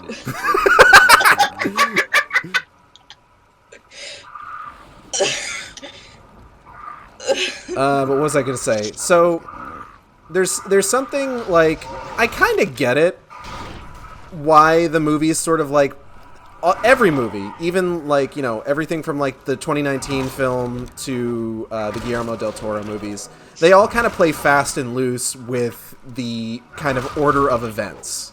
And like I get it. There's a lot to do with sort of like the story if you keep Hellboy at the BPRD for as long as possible. Because I remember reading through the comics and being surprised, like, wow, Hellboy leaves the BPRD really quickly. He had been there his whole life. You have to remember that. Okay, the point in time that happens is the year 2001. And he's been with them since the 40s. Since he was born in the 40s. And they crossed the line. They shouldn't have crossed. They really shouldn't have crossed it. They really shouldn't have fucking done that. Shouldn't have done it. It's not cool, man. And that's also when, I think when that was coming out, that's when they started to release BPRD, the first stuff. Yeah. It was like 2001 or 2002. Yeah, that tracks. I'm gonna die again. I am already in the process of dying again.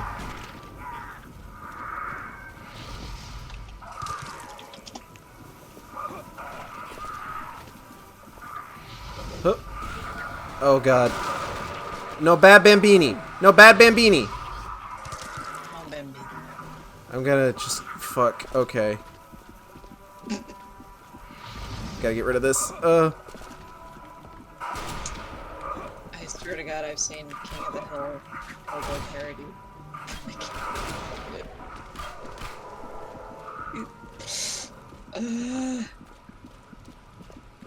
I'm really hoping my healing kicks in at some point. Wait, did I just win? Oh shit.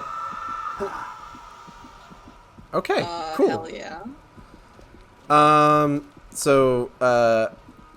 But yeah, like, oh fuck! Fucking snuck up on me.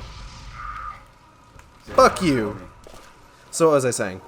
So they really kind of like play fast and loose, and like I was saying, you probably get like the later Hellboy stuff when he's sort of like wandering the earth. It's all really cool stuff. It's really interesting storytelling. There's some of like the best work in those comics. I feel like you get a more interesting movie if you keep him at the BPRD for as long as possible. That's why I thought that the 2019 movie was going to be interesting, because they were going to keep Professor Broom in there, and it's like, okay, so Conqueror Worm doesn't happen. That means Yet. Hellboy. so that means AU, where Hellboy gets to live. How do I put this? Hellboy leaving the BPRD meant he was like able to grow on his own. If he just like stayed with his dad, then he's just like, I'm gonna take this with me. Yeah, I think you're gonna need that. It's a very interesting thing to see. Oh. Somebody's interpretation of Hellboy and his dad that didn't get killed, so like in the very first fucking issue of the series. I'm gonna take a screenshot of this real quick because I kind of like this visual right here. 1 second.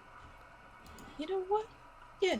I took a screenshot earlier that I felt like would make a really good like desktop background. I'll send it to you later. It was while you were up and about. Oh yes. Burn roots with the candle. Just throw it. See what happens. Oh. Witch candle. This is... I hate witch fire. The flame is always cold, and I don't want to think about what the candle is made from. You said witch candle, and I was like, that one. That one. Oh! Okay. Took me a second. Oh! Next Christmas, every kid's gonna want one. Is that the candle that's just a fucking hand? There is. Well, that's a reference to... Just move the spit around in your mouth a little bit more. Just get right up against the mic with it.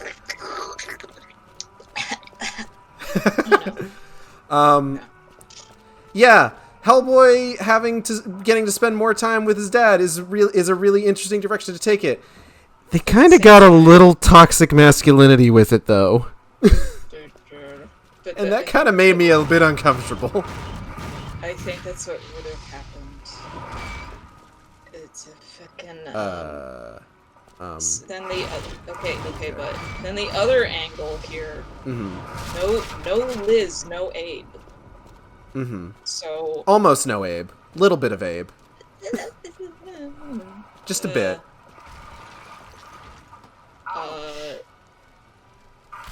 Yeah, Hellboy, like, in the comics, leaving the BPRD meant that Liz and Abe take up, like, Hellboy's mantle in, like, being everybody's big brother. And, well, he sort of just helped Liz and Abe, like, through the fucking trauma.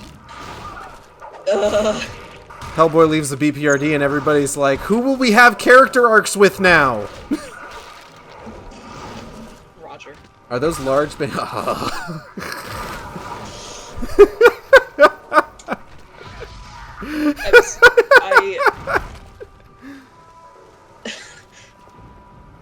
just sounds like we're just saying words. It's like you and me know the context. Yeah.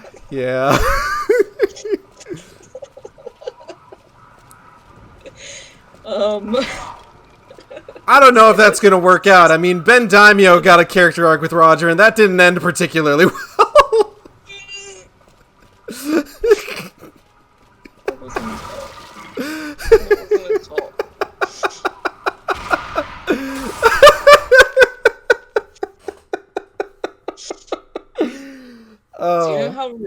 Do you know how refreshing this is? Like, I can't talk to nobody about BPRD. I can't talk to nobody about what the fuck happens in it. No, like, this isn't something that people fucking talk about, my dude. I'm glad I can give this to you. At least to the extent that I can. This is something else. Because one of the things that I love about, like, you know, experiencing new things and really enjoying new things, I make fun of the stuff I love, like, all the fucking time. I need that. I think that's like I know people and I've met people who, when they like something, if you, like, you know, playfully, like, jab at it, they get really upset about that. And, like, there's a part of me that doesn't understand that, because, like, when I really like something, like, I'll jab at it. I'll take a shot at it. Like, I was talking about earlier, I really like Silent Hill Downpour. I constantly do the tour guide Nixon voice every time I play that game. I can't forget it. I can't fucking forget that. It is burned into my mind. And it's just like, am I taking the game seriously? No. But I'm not the kind of person that really, like, takes shit seriously. I love Marvel and DC stuff. I made this fucking image for this stream.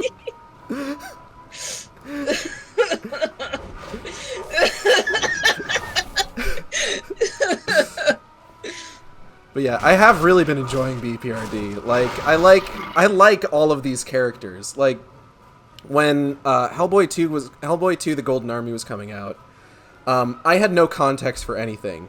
But god damn it, Johann Kraus looks fucking cool in that movie. His costume, again, with the costumes, the Del Toro, he knows how to get a good costume going. Do you want to know a fun fact about the Johann Kraus costume for Hellboy 2? Parts of it were repurposed from an unused costume or a unused costume design for the Halo movie. Are you, I am 100% serious. Well, Jesus Christ, what happened there? Okay, so the Halo movie, right? I assume a giant franchise like fucking Halo would have got a movie at this point, but... So there were two things, evidently, that came out of the Halo movie. One was Johann Kraus's costume. You know what the other one was? District 9. like Neil people who were in charge. Neil Blomkamp was supposed to direct the Halo movie. That was going to be like his big breakout. Would it have been like? There's no way they would have done like a pseudo documentary like District 9. Oh no, not at all. Not at all. That would not work with an action video game. Not at all. No, they probably weren't going to do that. If you want to get an idea of like what that would have looked like, Neil Blomkamp did direct a series of ads for Halo 3 that kind of combined into a short film. It's really fucking cool, actually. Like, it was probably... Halo 3 had a huge marketing campaign, and of all the things that they did for it, that was probably one of my favorite pieces of marketing they did, was that short film. I'll send it to you later. But when the Halo movie fell through, and he didn't really have anything to do anymore because that was going to be his big thing, he and Peter Jackson, who was also connected to the Halo movie, got together and were like, fuck it, let's go make something else. And they made District 9.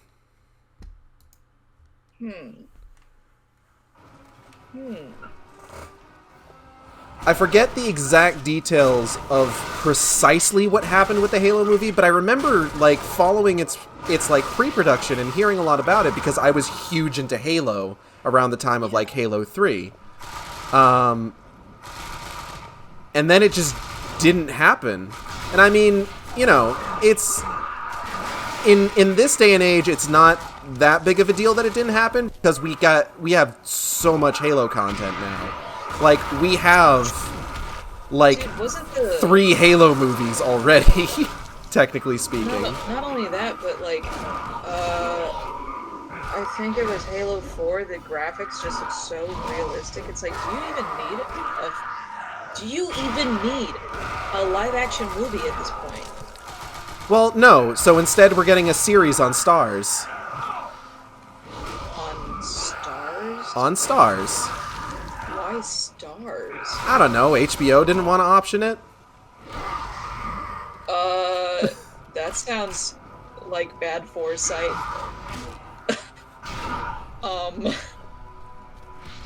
Alright. Stars.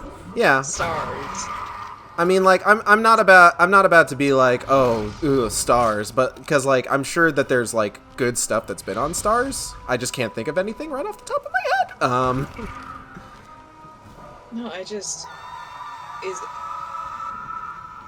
from. That was easy. Wait. I guess it's whoever has the rights to Halo at the moment. Microsoft, probably. Attached. Well, I mean, film companies. Yeah.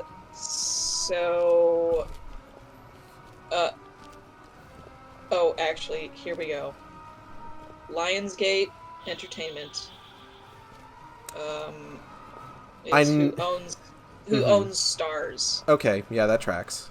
Lionsgate also is who distributed Hellboy 1. And I think, because Lionsgate is always a mixed bag for me. I never know what to expect going into a Lionsgate movie, because sometimes you get good shit. Other times you get Hellboy 2019. Other times you... How long did it take them to release the first trailer again? About 2 months before release. Yeah, that sounds about right. Release was... Let me turn around, look at my giant silk screen poster with the date on it. April 12th, 2019. I don't know if I'm going the right way. The trailer came out in about, like, I don't know, January or February, man. Yeah, that sounds about right.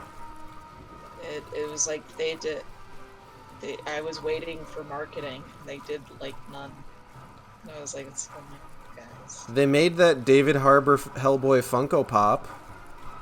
And the Conan O'Brien edition of Hellboy and some other movie icons for some reason. Hey, bullets. Yeah, I got the lily bullets. What are these, like...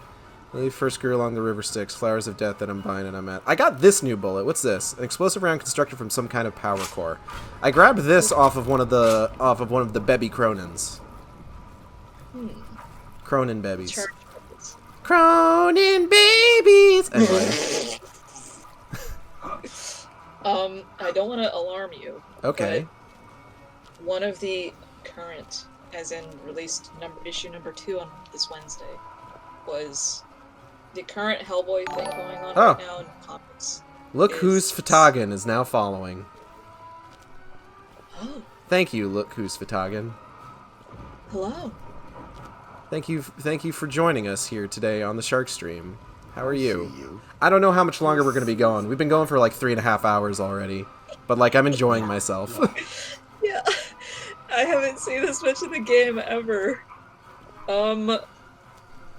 Let me see how far you are.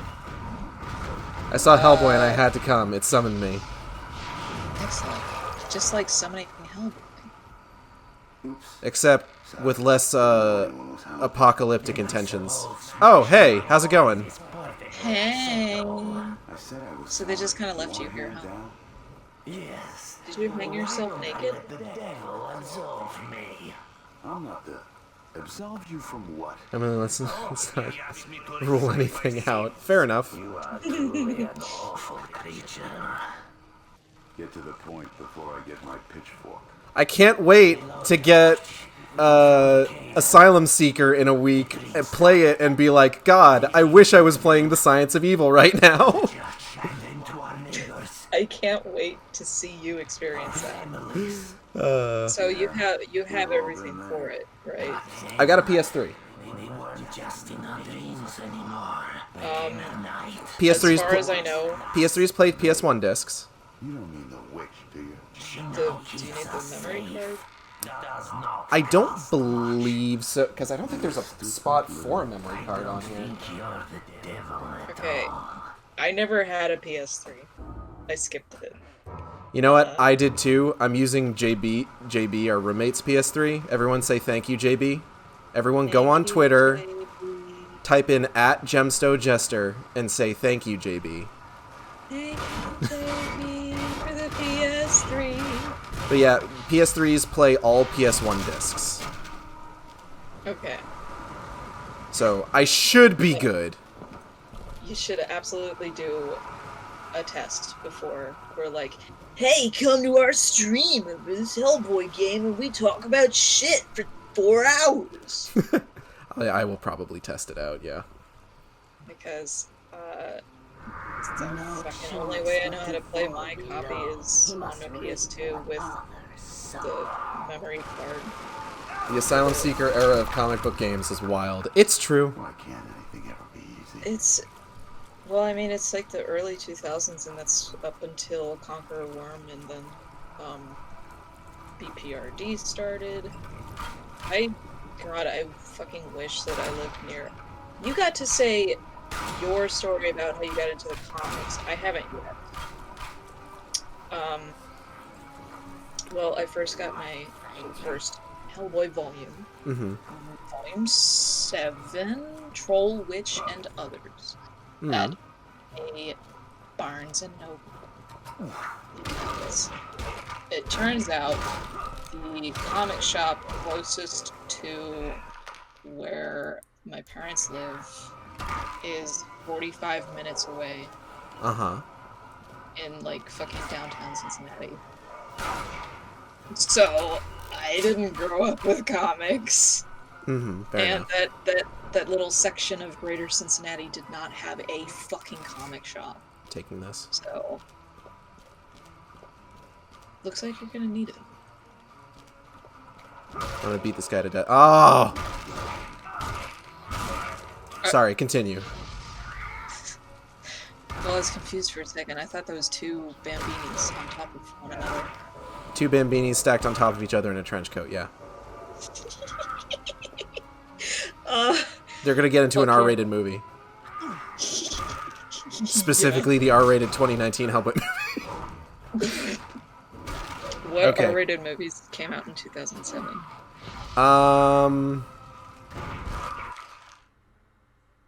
Blade 3? Really? Maybe. I don't know. Hold on. Let me look. Blade Trinity sucks. Don't ever watch Blade Trinity. It's so bad. That was 2004. My bad. I don't know any movies that came out in 2017 that were R-rated off the top of my head. 2007. Fuck. Sorry. Yeah. I remember 2007 movies only because I saw Transformers 4 fucking times in theater. That sounds about right. And I was like,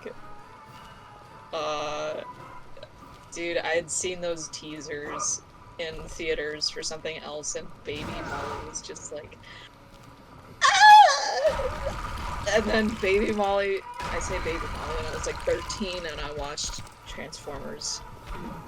And I was like, this is my favorite movie!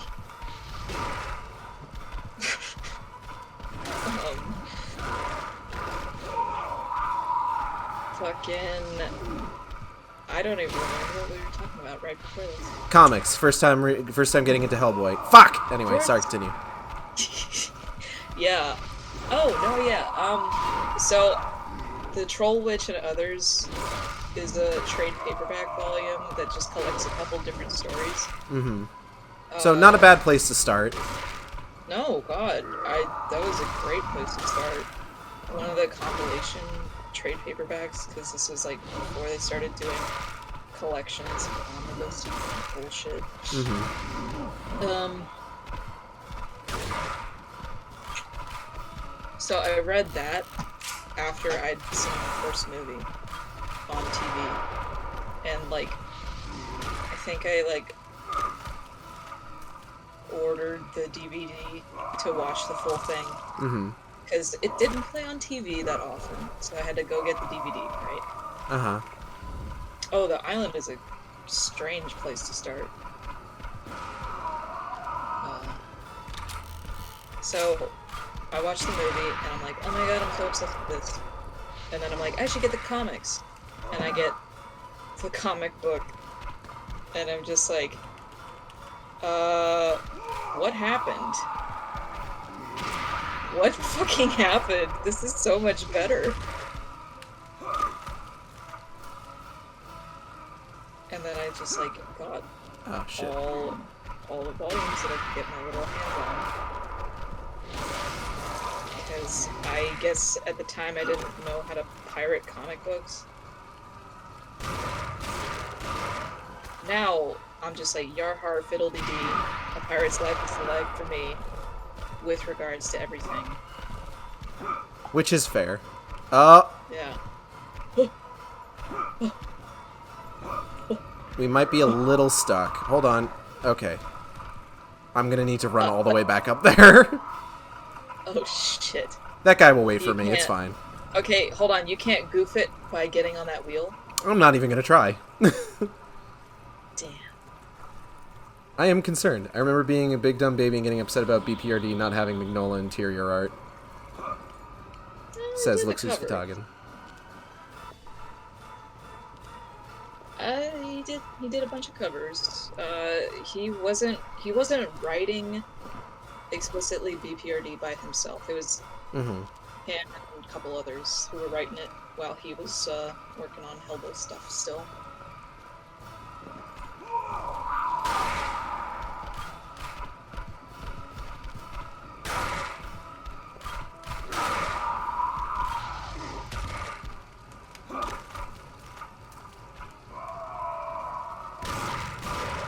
Is this the same animation fighting this thing as with the gorilla? No, I was punching the gorilla with my other hand.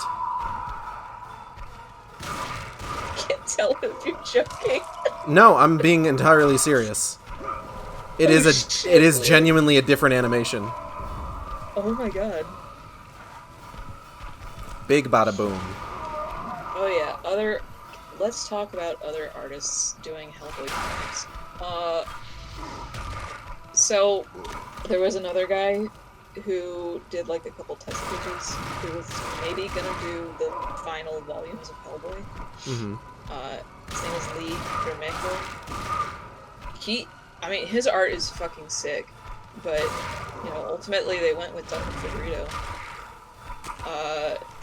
Duncan Fegredo is so fucking good. Because he just, like, what did somebody say? He was able to, like, unabstractify Hellboy, but still make it look exactly like Noah. Huh, okay. It's just, like, so fucking impressive. I'm in here now. Ooh, what's in it? Is there anything? Is there, No. snack? No snacks in here, unfortunately. Fuck! Fuck!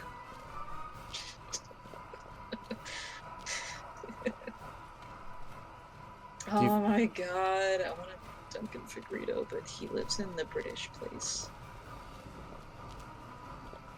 He seems super nice, too. The British place. I'm having trouble placing where you mean. You know, the British place. Canada. Close. Do I feel like a giant Bambini now? A little bit. Larger Bambinis are just amalgamations of smaller Bambinis. Yeah, what's up? What the fuck is that hanging? That's a Bambini. Oh god, I thought that was a child. Oh god. That's fine. Oh, it's fine. Oh, listen, it's fine. It's fine. It's fine. It's Hashtag, fine. it's fine. It's fine. It's fine. It's fine. I literally can never, ever not say that, thanks to you-know-who. I also find myself saying it very often. It's permanently in my vernacular. I need to take a second. I don't need to, like, get up or anything, but I just need to, like... Ooh. Stretch. Okay. I'm gonna get up and stretch real quick. Yes, we hey, you listening, if you're still here on the stream, if you haven't gotten up in a while, join us. We're all getting up and stretching. I hope you can hear my bones popping.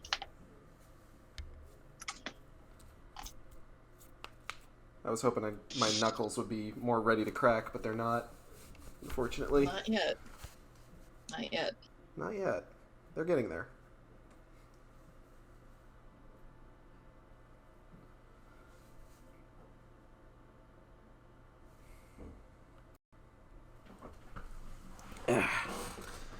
Alright, bones popped, cat asleep, chair sat.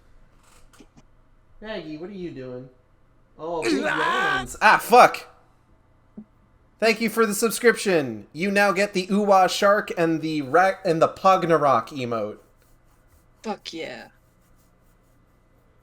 Raggy, someone gets to use your emote. Raggy is thrilled. Hell yeah. So, being a fan of Guillermo del Toro, to a certain extent, is suffering. Because I love him. I have a direction I'm going with this. Guillermo del Toro's stuff is great. He's fantastic. I love him. He's just a big old teddy bear. But just as prolific as the projects that he has completed are the projects he hasn't, for one reason or another. Yeah. Which is, like... As we just discussed, Hellboy 3. Hell- That article that I read off of, I do believe it was I think it was somebody who was looking at the journal thing that belongs to Del Toro, and they were describing what they saw. Look Who's Photogin brings up Mountains of Madness, which is another one. From what I understand, he's still trying for that, and God bless him for it. Like, Holy shit. Pinocchio! Isn't that happening? That's happening, isn't it? I think somebody else is doing it. Look Who's Photogin. We were talking about that earlier, about how the Lobster Johnson for sort of like the Del Toro era was going to be Bruce Campbell. Watch it. Which is something we're all still very upset we did not get. Well, I guess Bruce Campbell and weren't they doing the new Evil Dead series like during 2018, 2019? I think so. Well, yeah, he was definitely busy, so I couldn't get him, but that would have been so fucking fun. I don't know, if it was like just after Hellboy 2, then I mean, or well, no, you're talking about like getting him possibly for like the 2019 movie. Yeah. Yeah, if it had been, he probably would have been a lot more free up if it was the Del Toro series, like hot off the heels of Golden Army. Oh, Bruce Campbell rose to you. That's great. It's a blithering old man.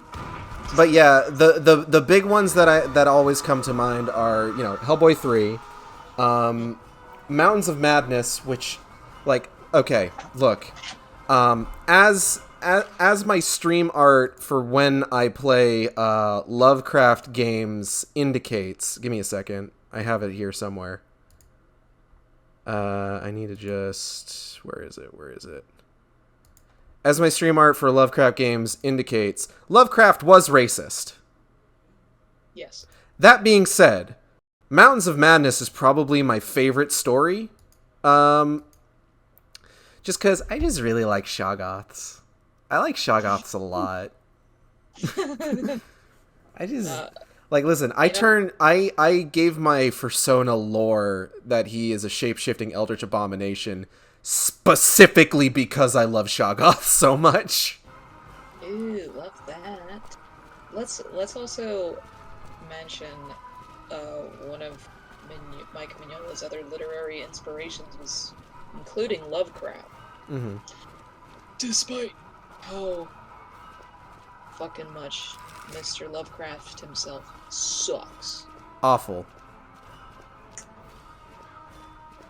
Like, Even if he did apparently get better towards the end of his life, like he wrote all of his shit when he was super racist. So when he was super racist, his racist face. his racist period. You know, it's kind of like how Picasso had his blue period. No, God. That was easy. No. No. I mean, listen, he's not racist anymore because he's dead. Yeah. So we got that going for us. We found a cure for racism. It's death.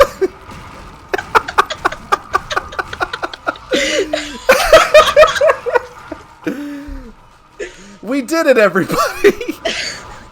Jesus Christ. I'm just gonna leave this one alone, actually. Yeah, you guys seem pretty busy, so. Are you supposed to go that way? There's bullets over here. Hey, bullets! And there's these things that I can pick up and throw at people. That's pretty good. Yeah. I'm gonna just... Hey, guys. That was really good, actually. Oh my God. That dude fucking crumpled. That was great. I really like how the enemies are fighting each other. This is still like a movie tie-in game. Mm-hmm. Yeah, enemy infighting is like... I think that's probably one of the harder things to do in, like... for, like, programming in games. Yeah. Because, like, I've played... So, a couple... The first Fear game, as well as one of its expansions, has parts of it that... There's parts of it where the AI is, like, kind of programmed to fight each other. And here's the thing about the Fear series. If you know anything about the Fear series, you know that the first game is highly praised for its AI. Like, it was incredibly, like, ahead of its time. That AI fucking falls apart if it has to fight other AI. Like, it's almost comical to watch. Oh god. I'm gonna beat the shit out of this guy real quick. Oh no! Whoa. I forgot about the counter. Gotta do the counter. Gotta do the counter. Gotta find the boys. Gotta eat the lettuce. Eat your peas, Professor.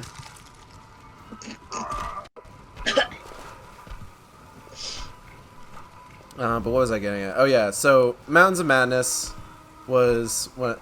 Fucking ADHD brain. Oh yeah, I was talking about Guillermo del Toro, and then I just started talking about how much Lovecraft sucks.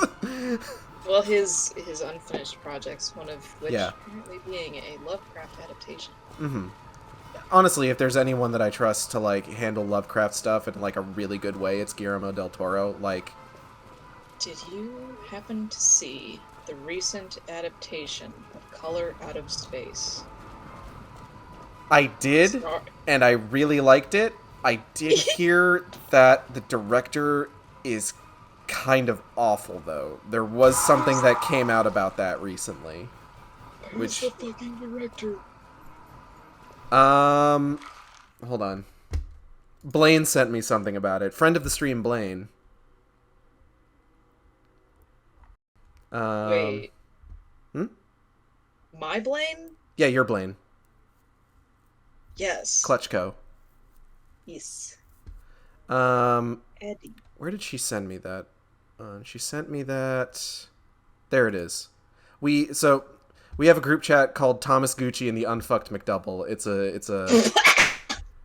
an in joke. It was a bit we came up with when discussing the first Silent Hill movie. Okay. Richard Stanley. Yeah. Is this director. It appears he's famous for some 90s movies. Mm-hmm. I think Island of Dr. Moreau. Yeah. But there were some allegations that came out recently, unfortunately. And Wikipedia's got it covered. Alrighty. Cool. I don't have to get into that on stream and just bring the whole energy down. Delightful. That is the convenience of cell phones. You know? Thanks, Wikipedia. But yeah, because, like, I know, the thing is, I know that Guillermo del Toro is socially conscious, obviously. And he does great work with that in his own Guillermo del Toro-esque way, such as, like, Pan's Labyrinth or Shape of Water. So I feel like Mountains of Madness by him would be great. They did pull that from their slate because of Prometheus. So fucking thanks, Prometheus. Oh my As god. if you're not causing me enough problems already by being Prometheus. Wait, how is that even a thing? The plot of Prometheus is very similar to plot of Mountains of Madness in a few key areas. One of the big sort of reveals, quote unquote reveals, in Mountains of Madness is that humanity is an accidental byproduct of genetic experiments by an alien race. And they just didn't give a shit enough about us to fix their mistake.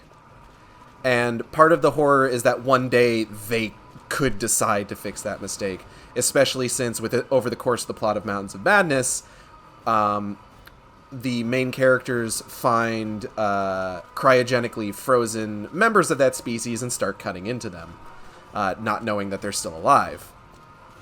Okay, wait, so this was taken off the shelf because Prometheus came out and they couldn't do similar movies at the same time?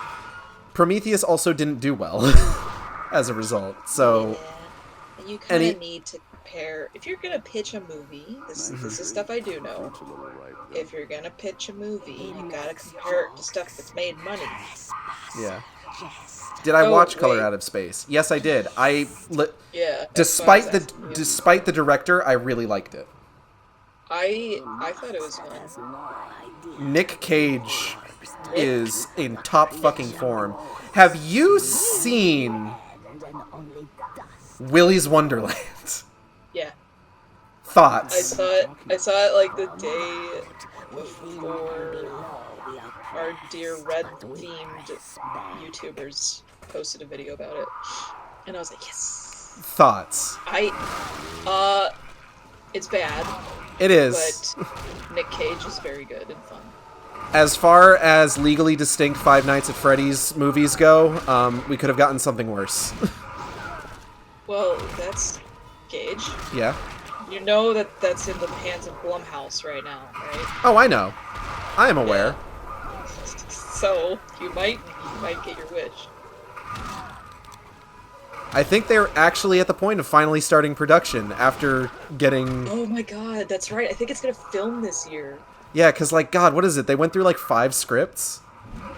It was just... Warner Brothers had it, and... fucking Henson Company was gonna develop costume stuff. Mm-hmm. Who fucking knows what happened there? And now it's... all I know is the last thing I looked up about it is Blumhouse has it. Mm-hmm. And who knows what's gonna happen. So there's a few specific things about Willy's Wonderland that I didn't like.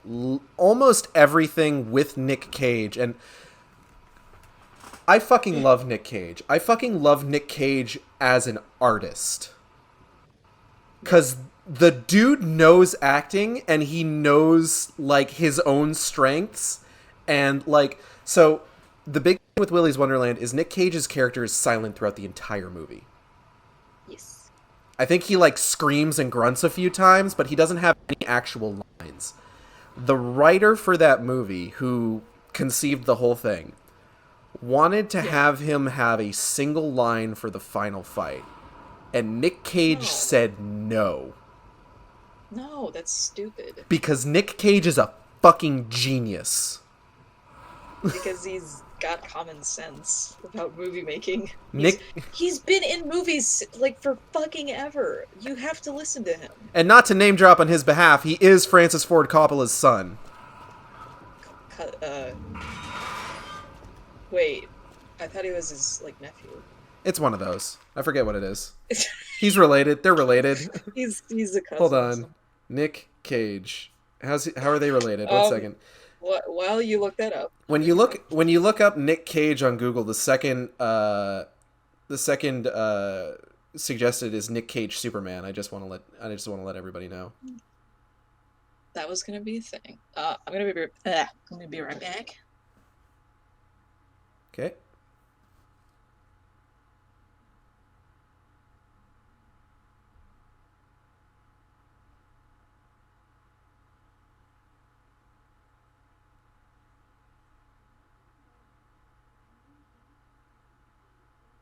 Okay, I think he is Francis Ford Coppola's nephew. Yeah.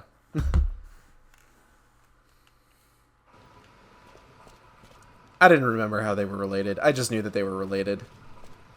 But yeah, there were specific things I didn't like about that. I'll get into that a bit more when Molly gets back. Also, before I head into this, like, spooky fuck off church here, I'm gonna shoot right... Hold on. There. Oh, I pressed the wrong button.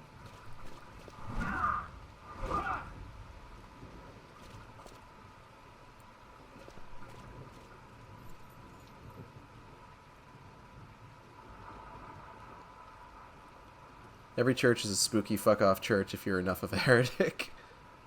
Fair enough. You just...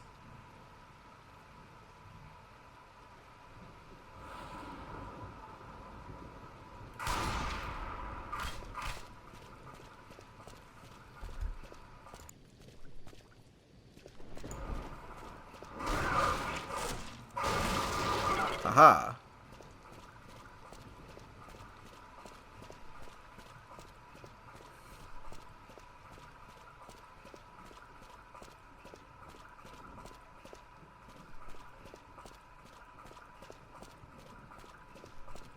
Anything down here? Hello? Hello? Hello? Hello, Mr. Hellboy?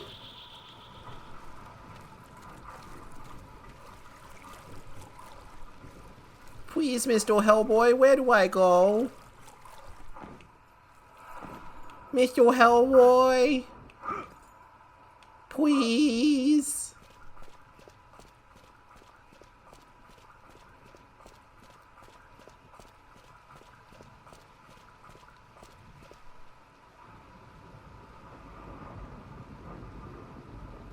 Hey, everybody.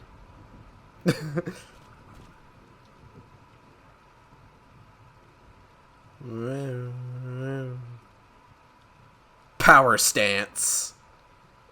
Look at that. Good shit. So if you could pick one storyline from Hellboy vs. Serialized on the big screen, what would it be? It's been a hot minute since I've read through Hellboy that I don't really remember the storylines particularly well.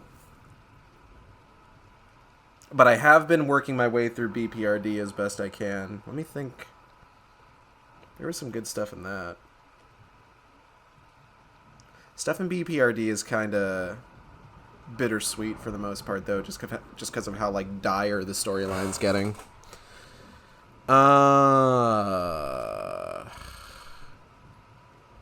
Yeah, I don't know.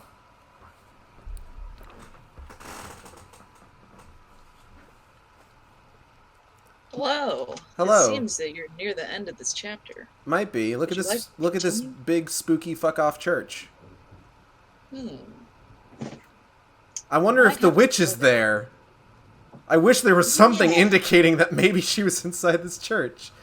So I look, just wish they would tell you. look who's Photogin has asked. So if you could pick one storyline from the Hellboy verse he relies on the big screen, what would it be? Conqueror Worm. Yeah, see, I didn't remember what any of them were, unfortunately, because it's been a long time since I've read through Hellboy that I don't remember Well, that's why I like the trade. anything. I like the trade paperbacks because Mhm. the fact that they're not like collected multiples in an omnibus means they're individual. They're by themselves, and I can remember by the titles which is which. Check out this power stance. Fuck yeah. I would love to see some of the spin-offs personally, and yeah, BPRD killed my favorite boy. They did. You're gonna need to be a bit more specific. No, please don't. I don't want to spoil it for No, anybody. no. I can't. Like, I don't think I'll ever get over it. It was very hurtful. I can't. Yeah, you know, people would talk about, like, so-and-so series is, oh my god, Let's call it a they day. kill off everybody I'm for tired fun. of It's your just so ugly, pain. You're a dramatic, masochist if you want. effeminate young You're a masochist if you're a fan of that. Since, like, you haven't read BPRD, like, And at would all. it kill you to don't clean know up a anything little about every it. now and then? You got a broom, right? He talks to hide. Hellboy, do you think there's a broom in there? This doesn't look like a place. Then he'll be free. This doesn't look like a This place that would have a looks- broom. The This only looks thing like you're gonna get from a me is level I one-way saw ticket in to hell. Gex 3. So so speaking of Gex 3, you remember how I said that Chimera drew something for an upcoming stream? Yes. Yeah. I'll send you the art later. Send me that yart. Ow. Also, just one of my forays into streaming games with friends was when me and my friend Devin played Gex 3. Mm-hmm. And I think the playthrough is still up. It's so rough Mm-hmm. because the audio. I didn't do the audio. Devin's when he did it, and it was like we were still trying to figure shit out. So the audio is like really fucking quiet for our parts. Uh-huh. It's,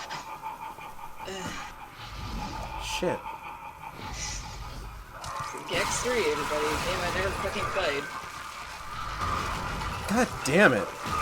Fuck. Oh my god. Everything's exploding around me and I don't appreciate it. You're getting fucking owned. I'm getting pretty owned. She's like owning you. What's my rough? I can't tell if this is working. I don't think it is. I haven't. You? Hi, Phoenix. There we go. Phoenix, do you want shortbread? Would you like shortbread? ASMR, I feed my cat shortbread. I'm already getting neck tingles.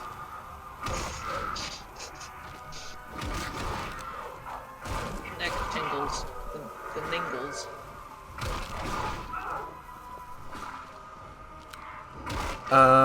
But yeah, I think of the specific things that I didn't really like in Willy's Wonderland, most of it had to do with the, horror movie sacrifice kids.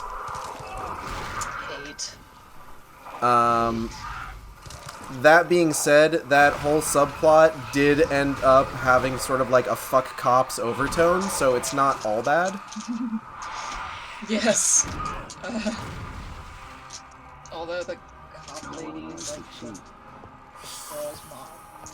Just like, Heads up. I guess we have to see this character recur.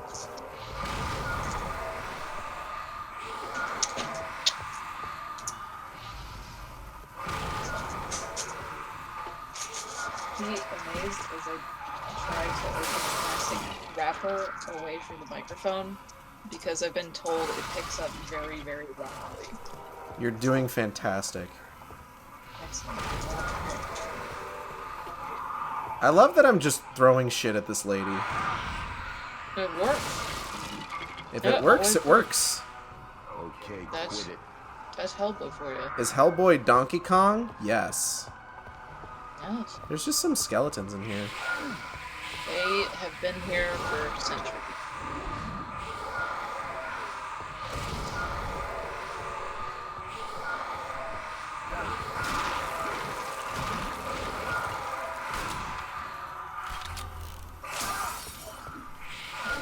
Stop it. Hey, guess what? Salt. Damn it. Is it gonna work? Nope. It is explicitly not gonna work. The one thing that we could think of between the two of them.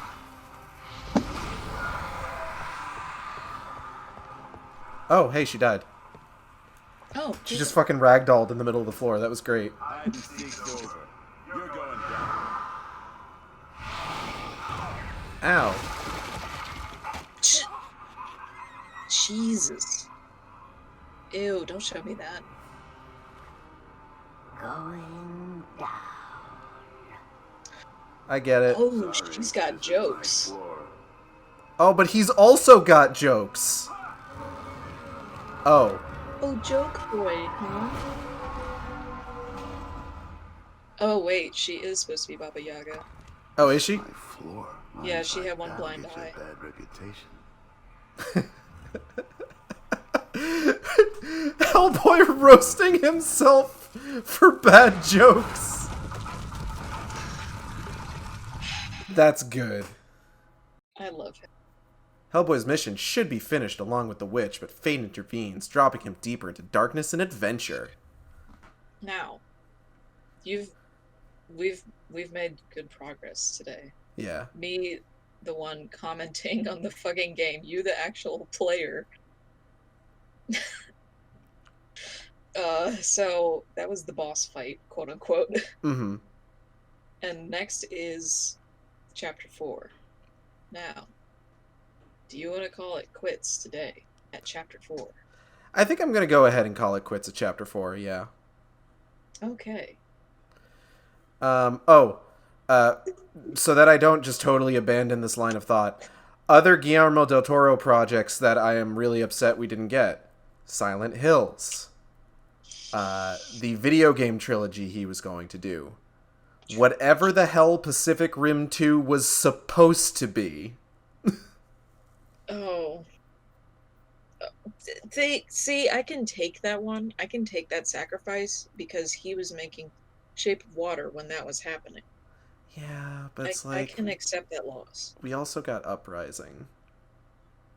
There's a Pacific Rim anime on Netflix.